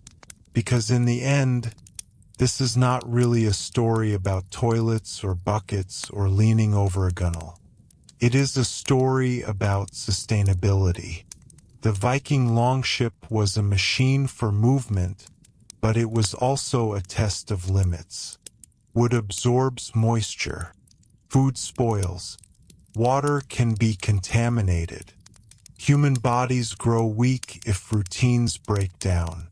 The Vikings did not eliminate these vulnerabilities. Instead, they worked within them. They reduced risk rather than imagining it away. That distinction is important. Many later maritime disasters in history were not caused by storms or enemy fleets, but by internal failure, disease spreading in confined decks, water supplies fouled beyond repair, order breaking down during prolonged isolation. The Viking system, by contrast, was designed for repetition and recovery. Voyages were seasonal. Ships were light and open. Landfalls were frequent when possible. Waste was externalized quickly. The entire approach favored resilience over permanence. Resilience is not dramatic. It does not leave monuments, but it leaves patterns. And the Viking pattern is unmistakable. Sustained maritime presence across multiple regions for centuries. That kind of continuity suggests a stable foundation beneath the visible events. We can also reflect on how environmental literacy shaped their success. The Vikings understood wind patterns, currents, seasonal weather, and coastal geography. Their sanitation practices fit into that same environmental awareness. The sea was not just a road. It was a dynamic force capable of dispersing what the ship could not contain. Open air was not just exposure, it was ventilation. Frequent rain was not only discomfort, it was a rinse. They did not fight their environment unnecessarily, they used it. And perhaps that is the final, quiet strength of the Viking maritime model. It aligned design, behavior, and environment into a workable whole. A longship was light enough to beach easily, open enough to breathe, structured enough to maintain order, and simple enough to repair quickly. The routines aboard it, disposing of waste overboard, guarding water, bailing steadily, were extensions of that design philosophy. When historians reconstruct the past, we often rely on dramatic artifacts. Weapons, treasure hoards, carved stones, monumental buildings. But the absence of elaborate sanitation infrastructure aboard Viking ships is not a sign of neglect. It is a sign of proportion. They solved the problem at the scale required by their vessels and their voyages. No more, no less. In the end, what allowed Vikings to cross cold northern seas repeatedly without being undone by sickness was not a single invention. It was disciplined moderation. Do not let waste linger. Do not allow water to stagnate. Do not contaminate what sustains you. Work together in confined space. Reset conditions whenever land permits. Repeat. These principles are not exclusive to the Viking world. They are timeless features of small group survival. But in the Viking Age, they were applied consistently enough to support expansion on a remarkable scale. So when we picture a longship slipping across gray water toward a distant coast, we can now see more than sail and silhouette. We can see a carefully maintained environment, uncomfortable, exposed, yet orderly. We can imagine the quiet tasks unfolding hour by hour, unnoticed by chroniclers but essential to survival. And in those unnoticed tasks lies the real explanation. The Vikings did not avoid sickness because they were immune to hardship. They avoided collapse because they respected limits, enforced routine, and maintained balance within the narrow walls of their ships. That balance, steady, practical, disciplined, was the quiet foundation beneath an age of extraordinary movement. And sometimes, history's greatest achievements begin with something as simple as keeping a small wooden vessel clean enough to reach the next horizon. If we allow ourselves one last reflection, it becomes clear that the longship was, in many ways, a mirror of the Viking world itself. It was compact but far-reaching. simple in structure but sophisticated in use, exposed to danger yet capable of remarkable endurance. And like the societies that built and sailed it, it functioned because of systems that were rarely celebrated but consistently applied. Waste management aboard these ships was never about comfort. It was about preventing disruption. The Vikings understood, whether through observation, inherited wisdom, or hard-earned experience, that disorder spreads quickly in confined environments. A small oversight can ripple outward. A fouled water source can weaken rowers. A neglected bilge can rot supplies. A breakdown in shared discipline can erode morale. In such tight quarters, the margin for error narrows dramatically. What protected them was not advanced medical knowledge. It was attentiveness. The longship demanded attention every hour it was afloat. The sail required trimming. The oars required coordination. The hull required bailing. And the shared living space required care. This constant engagement reduced the chance of stagnation, both physical and social. In that sense, sanitation aboard a Viking longship was less a distinct activity and more part of a larger culture of maintenance. Maintenance of the vessel, maintenance of supplies, maintenance of trust between crew members. When those layers of maintenance aligned, the ship functioned smoothly. When they faltered, risk increased. There is also a powerful contrast between how modern viewers imagine medieval life and what survival actually required. It is easy to assume that the past was uniformly chaotic or unsanitary. But the endurance of Viking maritime networks tells a different story. Not of sterility, but of practical order. Not of comfort, but of control within limits. And limits were always present. The North Sea and North Atlantic are unforgiving environments. Cold waters, shifting weather, and long stretches without shelter demanded clarity of thought. The Vikings did not attempt to eliminate risk. They managed it in layers. Waste was removed promptly. Fresh water was guarded carefully. Food was preserved thoughtfully. Stops along the coast were used strategically. Each measure reduced cumulative strain. Over generations, such measures become instinctive. A seasoned sailor does not debate whether to empty a container overboard. He does so because he understands the consequence of delay. A crew does not question why water barrels are kept sealed.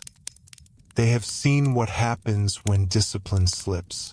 Cultural memory reinforces behavior long after the original lesson fades from record. And so, as the Viking Age gradually blended into the medieval period, what remained was not only a legacy of raids and exploration, but a maritime tradition rooted in realism.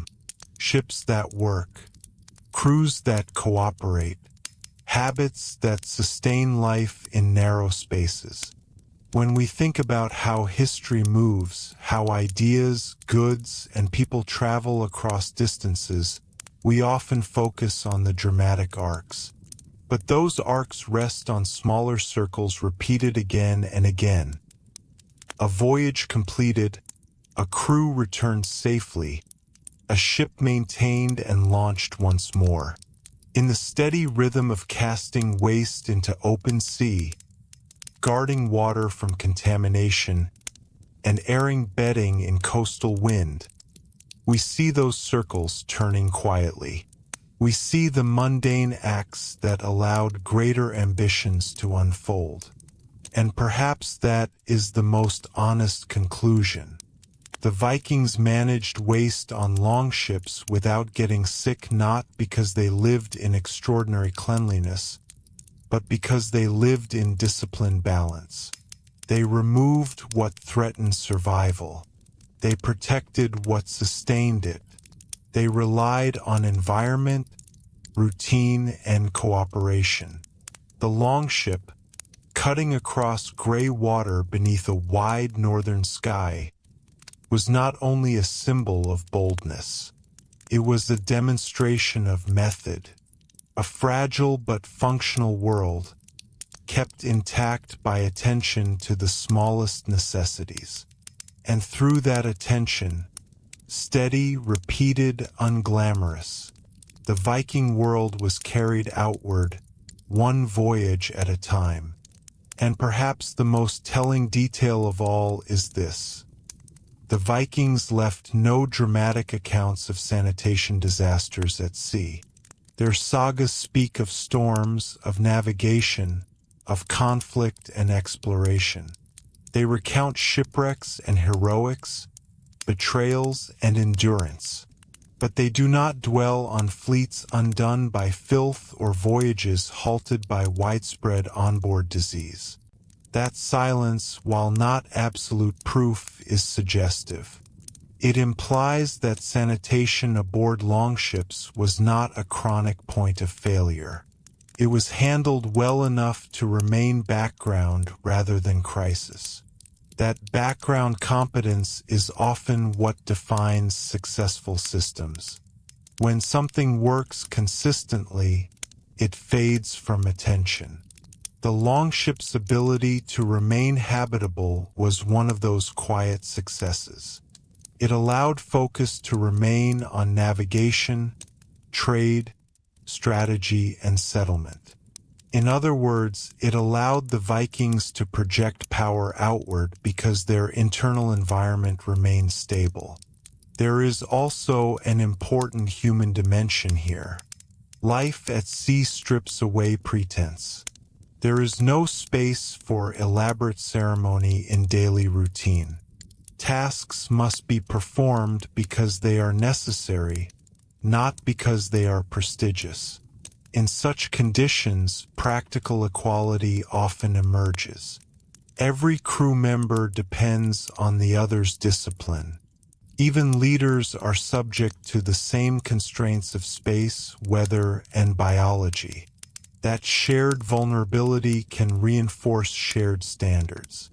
The longship, therefore, was more than a transportation tool. It was a social equalizer in many ways. Cooperation was not optional. It was survival. And in that environment, habits that protect communal health become ingrained quickly.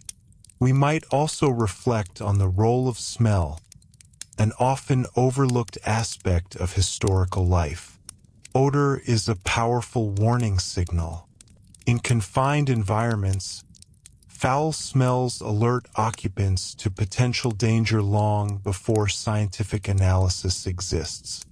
If waste lingered too long aboard a longship, the discomfort alone would demand action. Sensory feedback reinforced routine. The Vikings did not need laboratory knowledge to recognize that certain conditions were undesirable. Their senses, sharpened by close quarters, would guide behavior. And then there is the sea itself, vast, cold, and constantly in motion. It served as both risk and remedy. It could overturn a ship, but it could also carry away what the ship could not contain. In open waters, dilution happens quickly. For a small crew, that dilution was a practical solution. The ocean was not viewed through modern environmental ethics, but through immediate survival logic.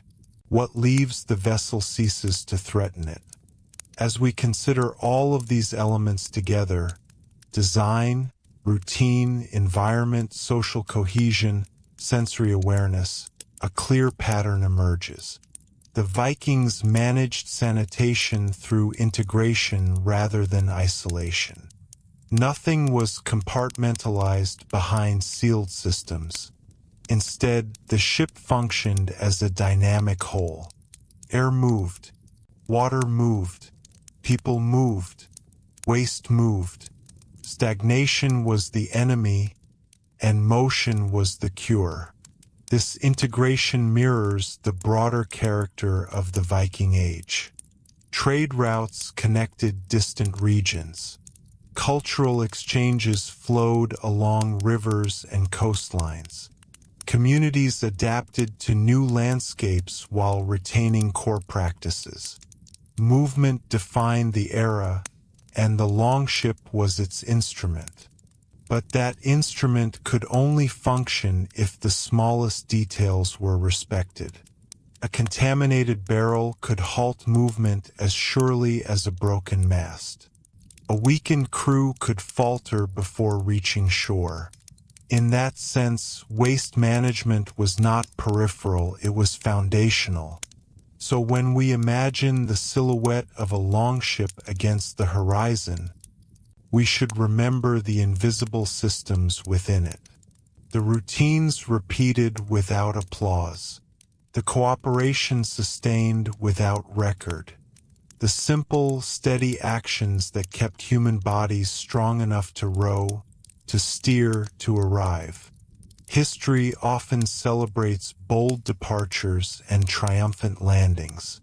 Yet between those moments lies the long stretch of open water, where survival depends on method rather than myth. And in that stretch, quiet, disciplined, attentive, we find the true explanation for how Vikings managed waste on longships without getting sick. Not through extraordinary technology, but through consistent care. Not through isolation from the sea, but through alignment with it. That alignment carried them farther than legend alone ever could. As we ease into the final reflections of this long exploration, it becomes clear that the Real story was never about a single practical question. It was about continuity. The Viking Age did not erupt suddenly, nor did it collapse overnight. It unfolded across generations of sailors who inherited knowledge, refined it, and passed it forward. And within that inheritance were countless small understandings about how to live together in motion. A longship was not forgiving. It offered little margin for waste of space, of supplies, of energy. That constraint shaped behavior. When something must be managed daily, it becomes habit. When habit becomes shared, it becomes culture. And culture, more than any isolated innovation, sustains expansion. Managing human waste aboard a longship was one of those daily necessities that, once integrated into routine, faded from conscious debate. It became part of the choreography of life at sea. A sailor would know instinctively when to wait for calmer waters, where to position himself, how to steady his footing. Others would give space without formal instruction. Afterwards, the rhythm resumed, oars dipping, sail adjusted, water bailed. It is in that rhythm that the Vikings found their durability. They were not insulated from hardship. They were immersed in it. But immersion did not mean surrender. It meant adaptation. We often associate the Viking Age with bold movement across vast distances. Yet those distances were bridged by repetition, voyage after voyage, season after season. Each journey demanded that the ship remain viable long enough to complete its course. That viability rested on unglamorous systems working without interruption.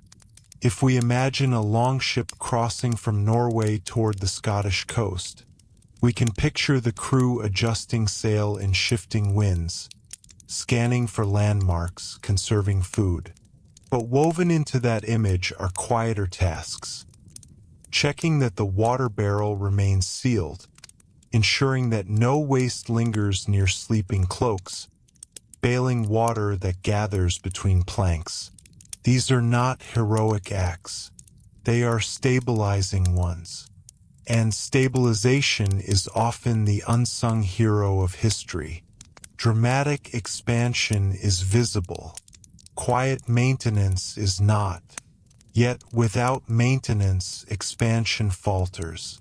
The Vikings' maritime culture reminds us that survival at sea is an ecosystem. Design, environment, and behavior interlock. The open hull allowed ventilation. The shallow draft allowed frequent landings. The social structure enforced cooperation. The routines prevented contamination. Each element reinforced the others. By aligning these factors, the Vikings created ships that could move swiftly without succumbing to internal breakdown. That alignment was not accidental. It was learned, tested, and preserved.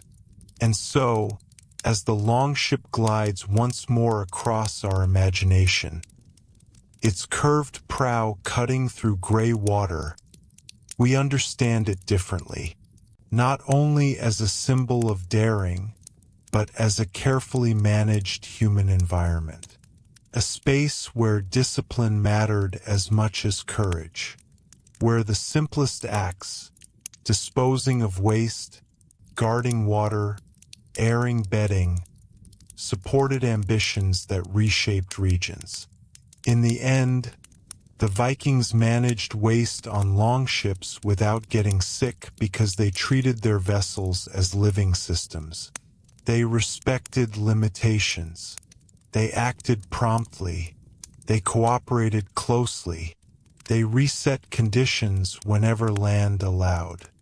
They repeated these practices until they became instinct. And through that steady instinct, they turned narrow wooden hulls into reliable bridges between worlds. Sometimes, history's greatest achievements rest not on spectacle, but on the quiet art of keeping things in balance. And on the deck of a Viking longship, balance was everything. And if we take one final, unhurried look at that balance, we begin to see how deeply it defined the Viking maritime experience. Balance between exposure and shelter, between urgency and patience, between individual needs and collective survival. Even the act of relieving oneself at sea required physical balance. Steady footing, awareness of wind and motion, coordination with others nearby. It was a small but constant reminder that life aboard a longship depended on equilibrium in every sense. That equilibrium extended beyond the deck. It shaped how voyages were planned and executed. Ships were not overloaded beyond what they could reasonably carry. Crews were sized according to purpose. Provisions were calculated with restraint. Each decision reduced unnecessary strain. Waste management in this context was not an isolated issue. It was part of a broader philosophy of not exceeding the ship's limits. When historians speak of Viking seamanship, they often focus on navigation, sun compasses, coastal landmarks, knowledge of currents. Yet seamanship also includes maintaining a functional onboard environment. A navigator who reaches the correct coastline with a weakened crew has not truly succeeded. Health and navigation are intertwined. There is something instructive in how little ornamentation longships carried. Unlike later vessels that became platforms for elaborate superstructures, the Viking ship remained spare. That spareness reduced hidden corners where dampness and filth might collect. It simplified cleaning. It reduced weight. It reinforced the idea that everything aboard had purpose, and purpose guided behavior. Waste had no purpose aboard ship. Therefore, it was removed. Water had purpose. Therefore, it was guarded. Bedding had purpose. Therefore, it was dried when possible. This practical clarity minimized ambiguity. In confined spaces, ambiguity breeds conflict and neglect. Clarity prevents both. It is also worth acknowledging the seasonal cycle that framed Viking life. Winter months were often spent on land, repairing ships, preparing gear, restoring health. The sea was engaged deliberately, not continuously. That rhythm of departure and return allowed for recovery. Longships were not permanent residences. They were tools used at chosen times. This cyclical pattern reduced the cumulative health risks that plague year-round confinement. And so, what we ultimately see is a culture that integrated maritime life into a broader ecological awareness. The Vikings did not treat the sea as an alien environment to be conquered. They treated it as a domain to be navigated intelligently. Waste returned to the water because water was vast and dynamic. Fresh supplies were sought on land because land provided renewal. The ship moved between these spaces, never isolated for too long from either. That interplay between sea and shore was critical. It meant that sanitation aboard a longship was not a closed system. It was an open loop. Disposal overboard. Replenishment on land. Airflow through open hull. Reset through beaching and cleaning. Motion prevented stagnation. In this light, the question that began our journey feels less mysterious.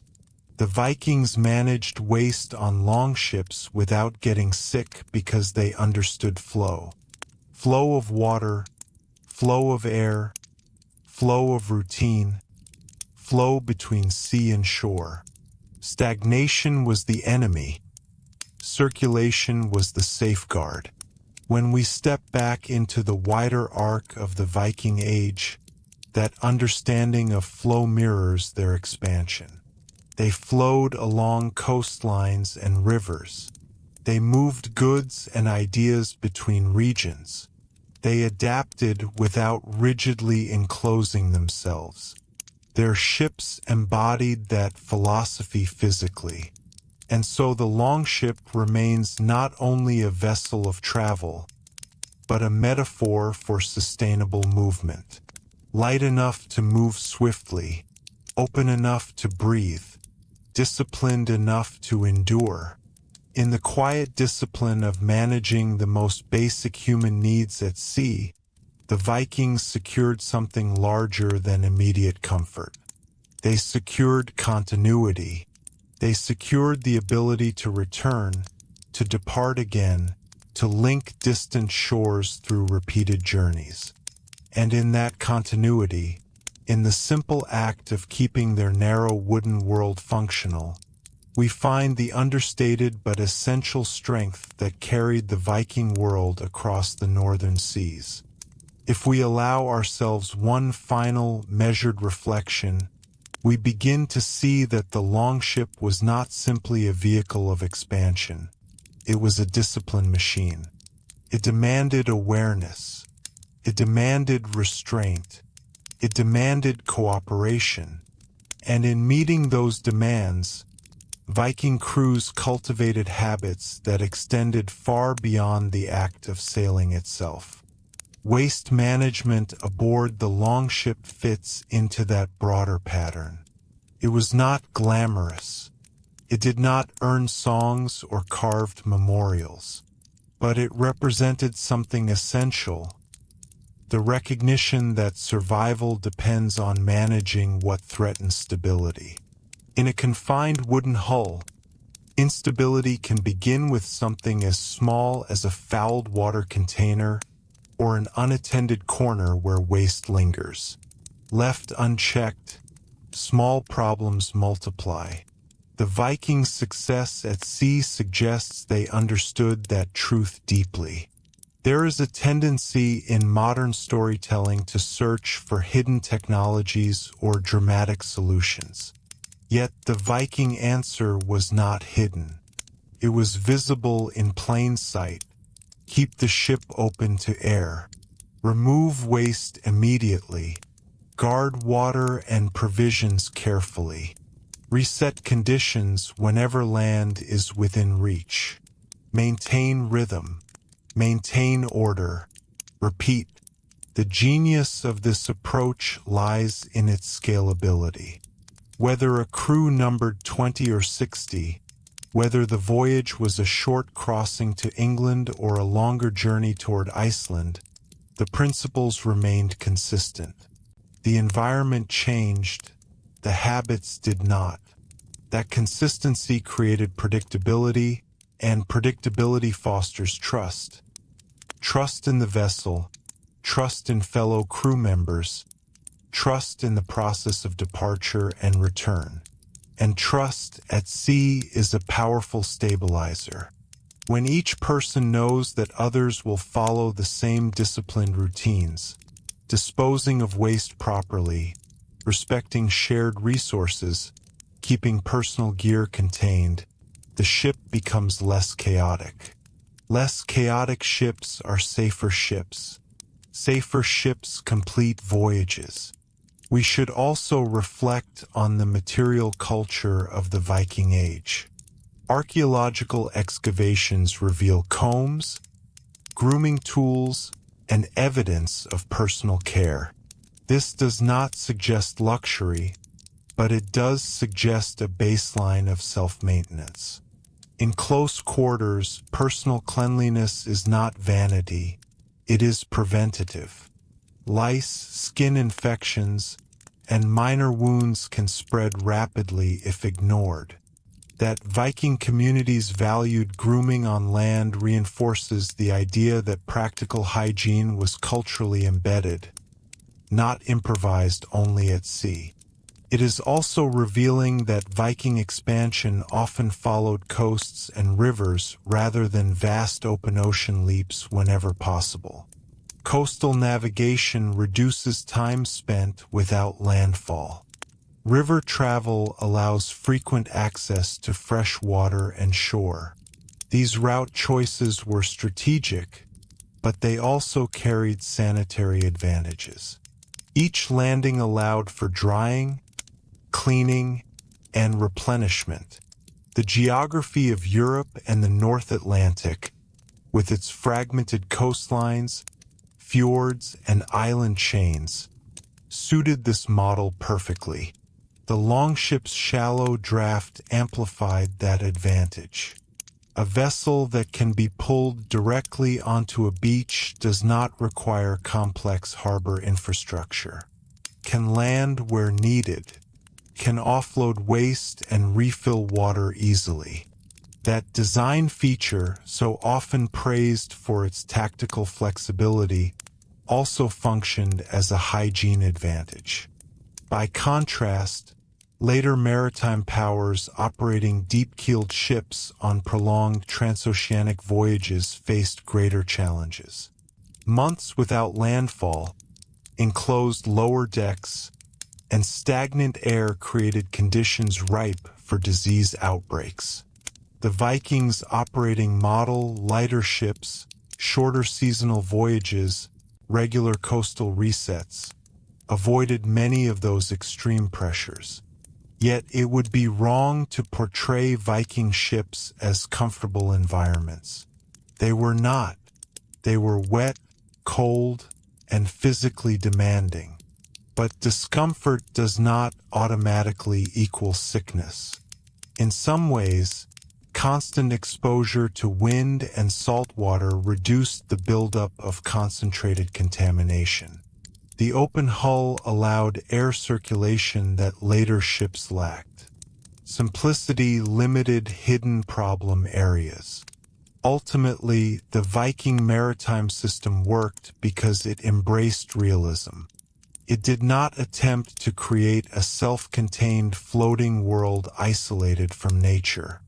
It accepted that the sea would be part of the sanitation system. It accepted that land would be used for periodic renewal.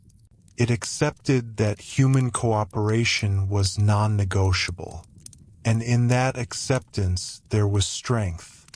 When we think about the Viking Age today, it is tempting to be drawn toward the spectacular, the raids, the sagas, the distant settlements. But beneath all of that lay thousands of ordinary sea days. Days when nothing dramatic happened. Days when the crew simply maintained the ship, managed supplies, and kept their narrow wooden world stable. It was in those uneventful days that the foundations of expansion were secured. So the question we began with, how did Vikings manage waste on longships without getting sick? Turns out to be less about sanitation and more about discipline. They managed it through immediacy, through airflow, through separation of essentials, through frequent landings, through social accountability, and through habits refined over generations of maritime life. In the steady casting of waste into open water, in the careful guarding of barrels, in the routine of baling and drying, we see the quiet architecture of Viking endurance. And perhaps that is the final image worth holding on to, not only a longship on the horizon, but the small, repeated actions aboard it that made the horizon reachable at all. If we stretch our perspective just a little further, the longship begins to resemble something more than a vessel. It becomes a case study in how human communities adapt to constraint. The Vikings did not have the option of expansive living quarters, porcelain fixtures, or sealed plumbing systems. What they had was wood, iron rivets, wool, barrels, rope, and the open sea. Within those materials, they built a workable environment. That word, workable, is important. The goal was not comfort. The goal was function. A longship that functioned could move quickly, strike unexpectedly, trade efficiently, or transport families to new lands. A longship that failed internally, through sickness or disorder, would never fulfill those purposes. Sanitation, therefore, was not separate from strategy. It was strategy at its most basic level. Consider how fragile morale can be in confined spaces. Bad odors, spoiled food, or contaminated water erode patience quickly. Tensions rise. Cooperation falters. The Vikings' ability to operate in tight quarters for days at sea suggests that they prevented such deterioration before it took root. Social norms, reinforced by necessity, ensured that no one's negligence undermined the group. In small-scale maritime settings, reputation travels fast. A man careless with shared resources would be remembered. A crew known for discipline would be trusted again. Over time, such reputational feedback loops shape behavior more effectively than formal rules. The Viking world was built on personal bonds and honor systems. Those same bonds would naturally extend into daily shipboard conduct. There is also an architectural logic to the open longship that deserves emphasis. Because there were no enclosed lower decks for most vessels, nothing remained hidden for long. If waste lingered, it was visible. If a container leaked, It was obvious. The openness discouraged secrecy and neglect. It created a form of transparency that modern enclosed systems sometimes lack. Even the physical act of rowing reinforced order. Rowers sat in defined positions along the hull. Gear was stored near assigned spaces. Predictable placement reduces chaos. Chaos breeds contamination. Order contains it. The physical layout of the ship, therefore, acted as a subtle organizer of behavior. And then there is the matter of scale. Viking crews were relatively small compared to later naval expeditions. Smaller groups are easier to coordinate. They can adapt quickly. They can correct mistakes before they escalate. Disease spreads more slowly among smaller numbers, particularly when voyages are relatively short and punctuated by landfalls. We should also consider that the Viking maritime sphere was largely confined to temperate and cold regions. Cooler climates slow certain bacterial growth and reduce insect populations that can transmit disease. While this did not eliminate illness, it created a more forgiving context than tropical waters would have offered. Taken together, these elements, open design, small crew size, seasonal sailing, frequent coastal stops, cultural emphasis on practical hygiene, formed a layered defense against shipboard collapse. No single factor was decisive, but their combination was effective. And effectiveness is the measure that matters. The Vikings sailed repeatedly across challenging waters. They returned often enough to build settlements, maintain trade routes, and sustain influence. That pattern would not have been possible if longship sanitation were consistently disastrous. In the final analysis, what we see is not a secret innovation, but a disciplined ecosystem. The longship was an ecosystem of wood and water, of shared space and shared responsibility. Waste left the system quickly. Fresh resources entered it regularly. Air flowed through it constantly, and human behavior kept it balanced. History sometimes tempts us to look for extraordinary explanations behind extraordinary outcomes. But the Viking example reminds us that extraordinary reach can grow from ordinary competence. The daily act of keeping a ship clean enough to function is not dramatic. It does not inspire legend. Yet without it, the legends would never have been written. So as we close this long reflection, imagine the quiet moments aboard a Viking ship at dusk. The sail lowered, the crew resting after a day of rowing, the shoreline faint in the distance. Somewhere, a sailor carefully tips a container over the side, letting the sea carry away what must not remain. Another checks the water barrel. Another wrings out a damp cloak and hangs it where the wind can reach it. These are not heroic gestures. They are steady ones.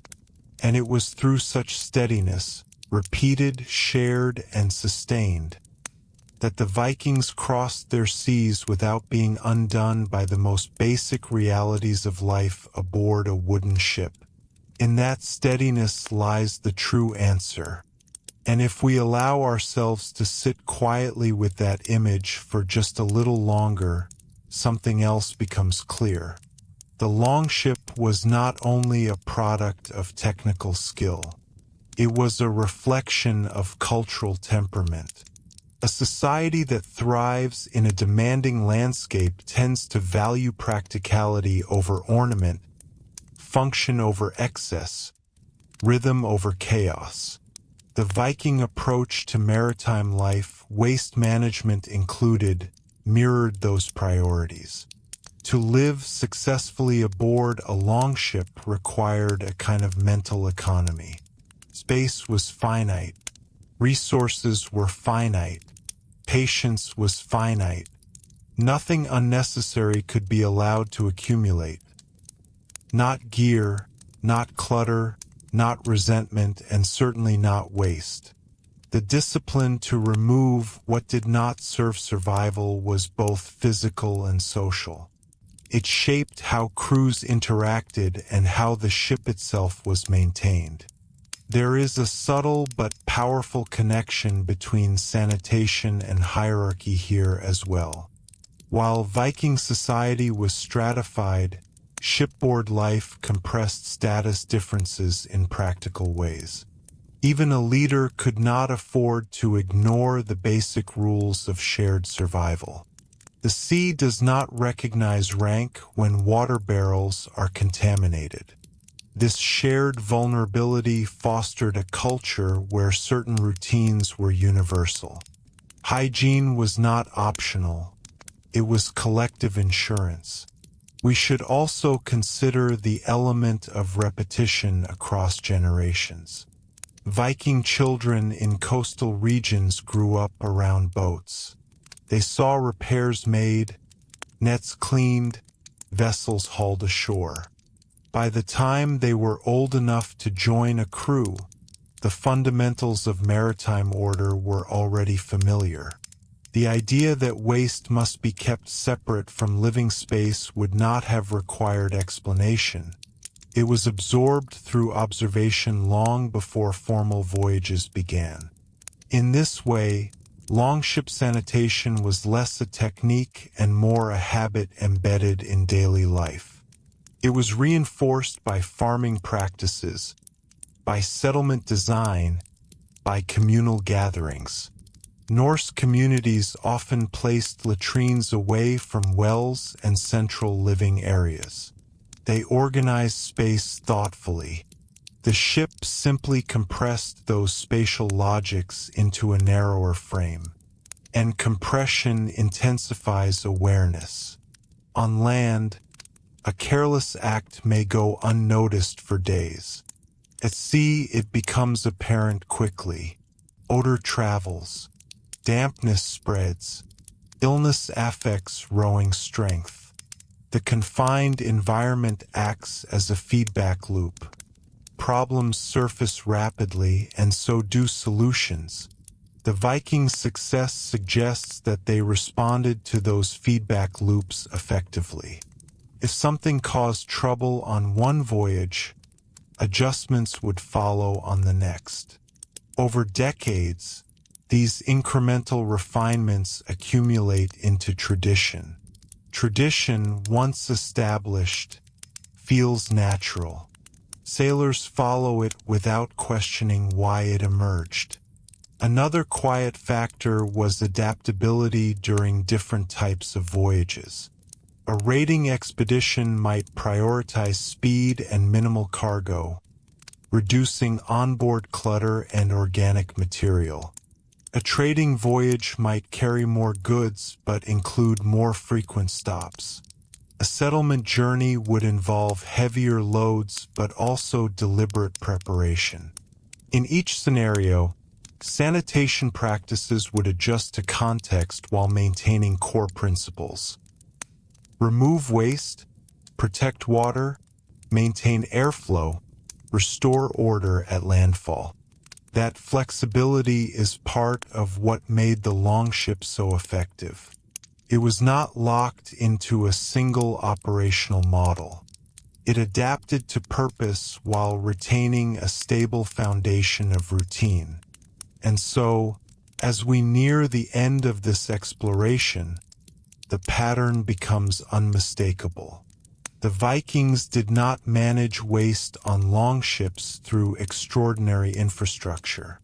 They managed it through awareness, proportion, and disciplined repetition. Their ships were open because openness reduced hidden stagnation. Their voyages were seasonal because seasonality reduced cumulative strain. Their landings were frequent when geography allowed because land provided renewal. They aligned behavior with environment rather than fighting it unnecessarily. The result was not luxury. It was survivability.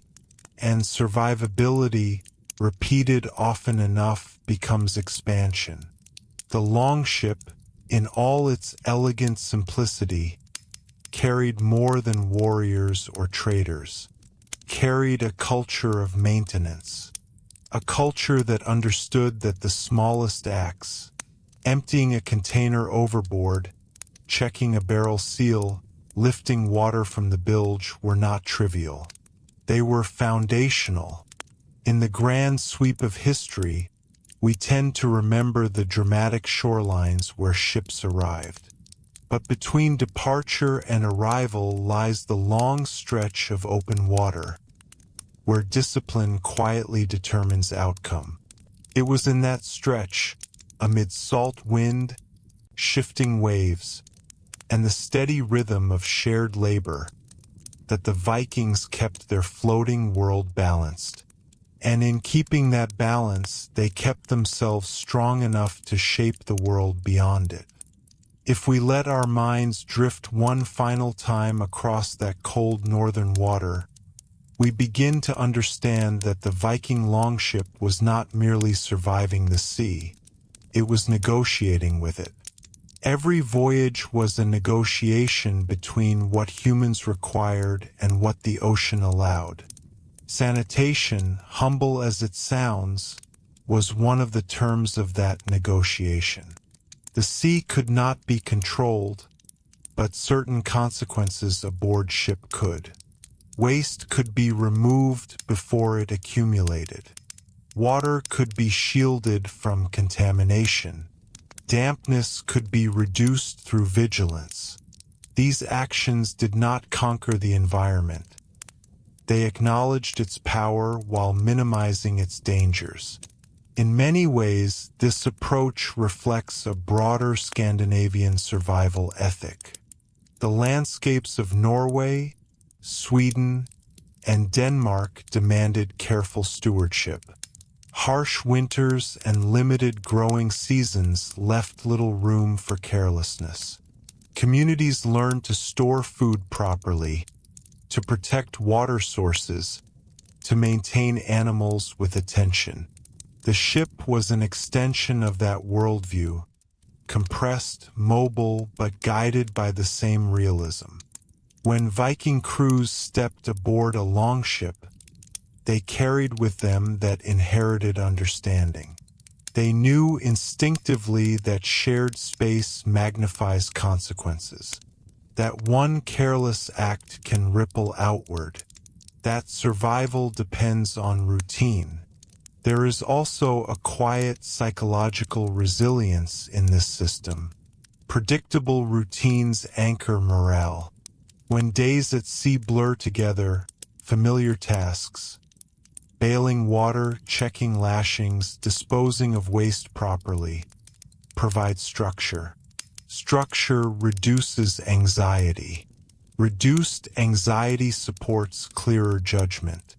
In harsh conditions, mental steadiness can be as important as physical health. It is worth noting, too, that the Vikings' maritime sphere connected regions with similar climates and environmental patterns. Northern Europe, the British Isles, Iceland, these were not tropical or radically unfamiliar ecosystems. The environmental continuity likely eased adaptation. Sanitation practices effective in Scandinavian coastal waters remained effective elsewhere within the same climatic band. The longship's open-air design, so often associated with vulnerability, may have been its quiet advantage.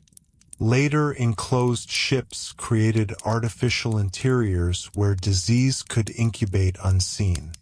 The Viking vessel, by contrast, left little room for concealment. What entered the hull, water, waste, spoiled food, had to be addressed quickly because it was visible and immediate. And visibility breeds accountability. When everyone can see the state of the deck, the bilge, the supplies, responsibility becomes collective. In confined spaces, social pressure is powerful. Neglect is hard to hide. That dynamic reinforced habits that preserved health. Over centuries, these habits became second nature. They did not need to be celebrated because they were assumed. And perhaps that is why we find so little direct commentary on sanitation in surviving sources. It was ordinary, necessary, embedded. Yet embedded practices are often the most influential. Without them, the grand narratives collapse. The Vikings' ability to traverse rivers deep into Eastern Europe, to reach the Byzantine Empire, to establish footholds in the North Atlantic, these achievements required ships that functioned consistently. A longship undone by sickness would not reach Kiev. It would not return from Iceland. It would not complete repeated seasonal crossings. So sanitation, modest as it appears, sits at the foundation of Viking mobility. It was one of many small systems that made larger systems possible. And as we draw this extended reflection to a close, we can see the longship differently. Not only as a silhouette against mist, not only as a symbol of daring raids or distant exploration, but as a carefully tended habitat. A narrow, windswept world where balance was maintained through habit and cooperation. In that habitat, waste did not linger. Water was guarded. Air moved freely. Land was used for renewal. And discipline tied it all together. The Vikings did not eliminate sickness. They managed its risk. They did not perfect comfort. They preserved function. And through that preservation, quiet, repeated, unremarkable, they achieved something extraordinary. They turned cold, unpredictable seas into reliable pathways. Sometimes the greatest strength of a civilization lies not in its most dramatic achievements, but in the steady care it gives to the smallest necessities. On the deck of a Viking longship, that care was constant, and it was enough. As we take our final, unhurried pass across this subject, it's striking how the smallest human realities often sit beneath the largest historical movements. The Viking Age reshaped trade routes, altered political boundaries, and left linguistic and cultural traces across continents.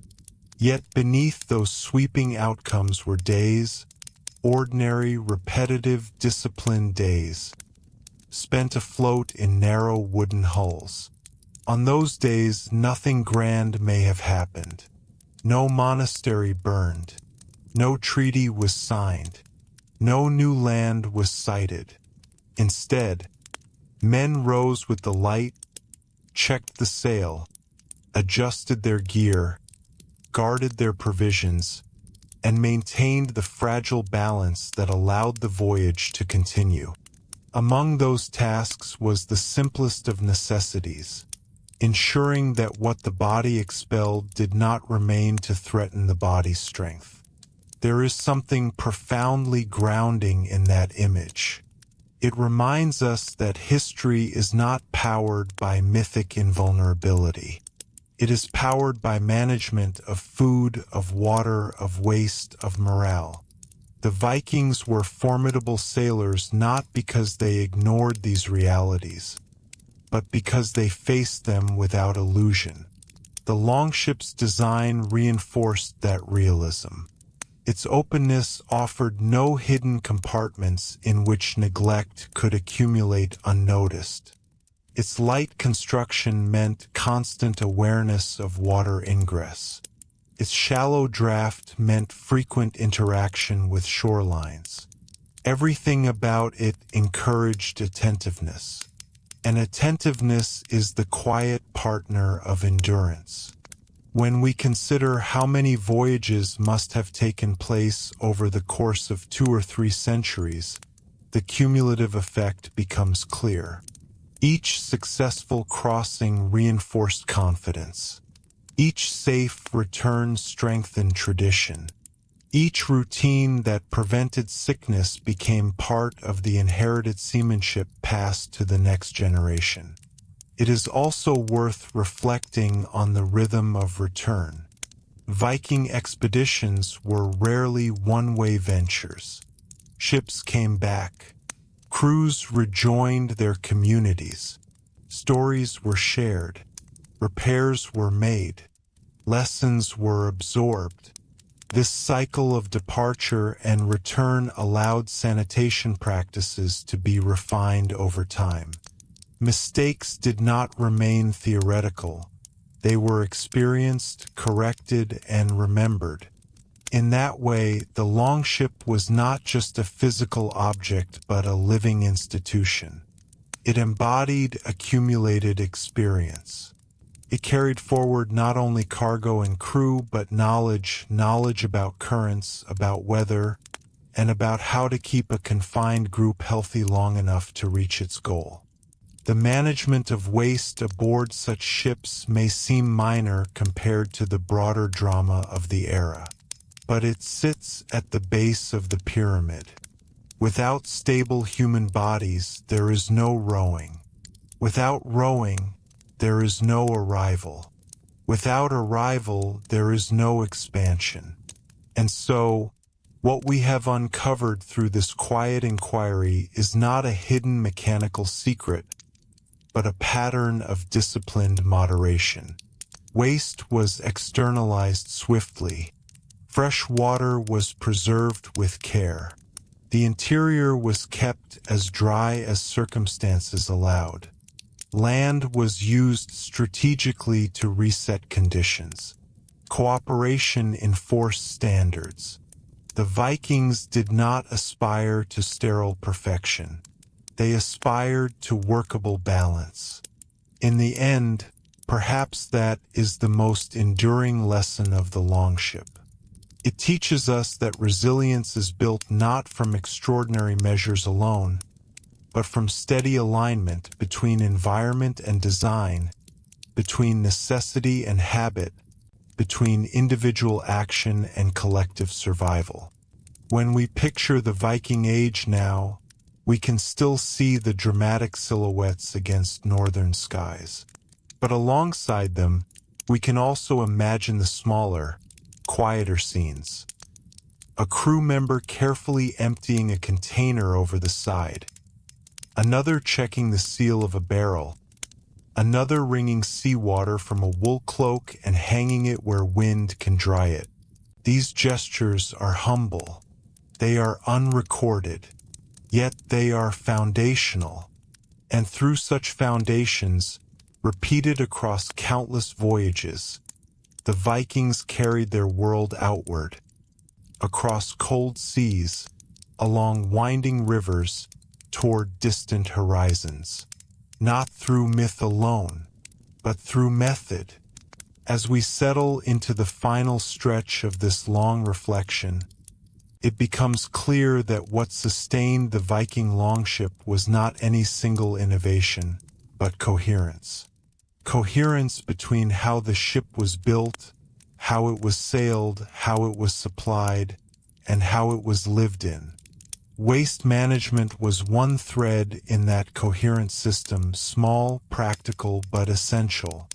The longship was designed for movement, and movement discourages stagnation. Stagnant water breeds foulness. Stagnant air concentrates odor.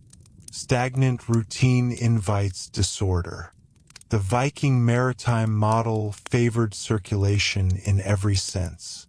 Air passed freely across the deck. Water that entered the hull was removed quickly. Waste was returned to the sea. Even voyages themselves followed circulatory routes, outward in one season, back in another. This circulation reduced the risk of prolonged internal decay. Unlike later ships that crossed vast oceans without landfall for months, Viking vessels rarely remained isolated from shore for extreme durations. The North Sea and Baltic world offered islands, inlets, and coastlines that allowed periodic relief. Each landing offered more than rest. It offered renewal. Bedding could be aired fully. Containers could be rinsed in fresh water. The crew could disperse physically, reducing the intensity of confined living. And in that cycle of departure and renewal, hygiene practices were naturally reinforced. If something went wrong, if food spoiled prematurely or illness spread, the crew would feel it immediately and adjust before the next voyage. Feedback loops were short. Lessons were direct. We must also remember that Viking crews were not anonymous conscripts gathered from across distant provinces. They were often drawn from local communities with shared bonds. That intimacy intensified accountability. In close quarters, one person's carelessness is everyone's burden. Social norms are sharpened under such conditions. Cooperation is not a virtue, it is a necessity. The longship, then, was not simply a transportation platform. It was a concentrated social environment. Its success depended on shared understanding. Waste did not remain aboard because everyone understood what would happen if it did. Water was guarded because everyone knew its value. These were not abstract principles, they were lived realities. It is also worth reflecting on how modest the Viking solution appears when compared to modern expectations. There were no enclosed latrine compartments with drainage systems, no chemical disinfectants, no specialized sanitation officers. Instead, there was immediacy and awareness. Lean over the side when conditions allow. Use a container when necessary. Empty it promptly. Keep distance between waste and provisions. Keep the interior as dry as possible. Air everything whenever you can. This simplicity is not evidence of backwardness. It is evidence of proportional design. The system matched the scale of the vessel and the nature of the voyages. Adding complexity might have reduced speed, increased weight, and created new vulnerabilities. In fact, later maritime history shows how enclosed complexity sometimes increased risk.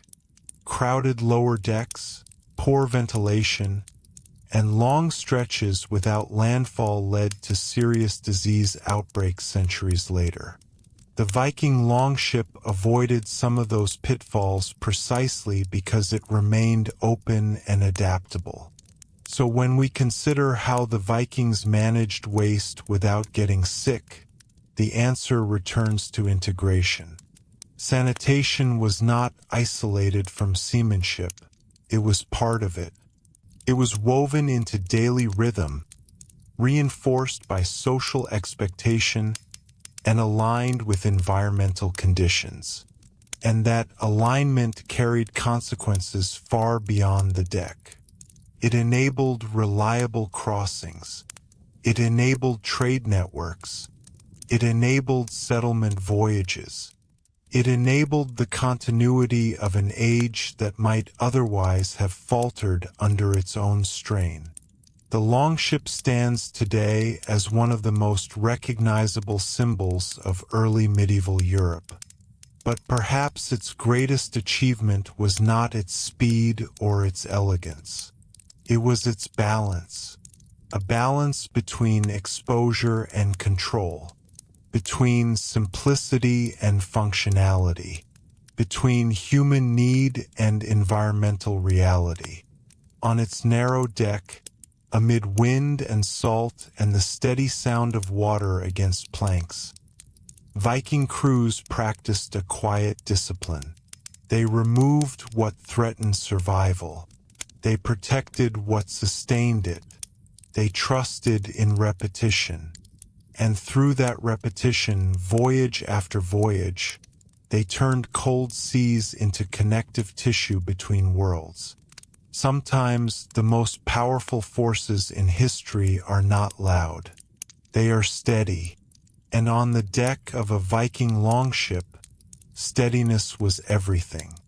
As we reach the true end of this long and careful examination, it's worth stepping back and looking at the longship not as an isolated artifact, but as part of a living chain of cause and effect. Every successful Viking voyage depended on countless small decisions made correctly, not perfectly, not flawlessly, but consistently enough to avoid breakdown. Sanitation aboard the longship belongs in that chain. When we strip away romantic imagery and modern assumptions, what remains is strikingly practical. The Vikings operated in a maritime world shaped by cold waters, fractured coastlines, and seasonal rhythms. Their ships were light, flexible, and open. Their voyages were often coastal and punctuated by landings. Their crews were relatively small and socially interconnected. These conditions formed a framework in which simple, disciplined hygiene could be effective. Waste did not remain on board because it did not need to. The sea was immediate and vast. Disposal overboard was efficient and final in a way that enclosed systems could not replicate. The openness of the vessel ensured that odors did not concentrate in hidden compartments. Fresh air flowed constantly. Rain rinsed surfaces. Sunlight, when present, dried cloth and wood. But openness alone was not enough. Discipline made the difference. Water supplies had to remain uncontaminated. That meant careful handling of barrels, limited opening, and separation from areas of bodily functions. Food had to be stored with awareness, consumed before spoilage, and protected from dampness. Sleeping areas, though basic, had to be kept as dry as possible to prevent weakness and infection. Bilge water, unavoidable in clinker-built hulls, had to be removed regularly before stagnation could take hold.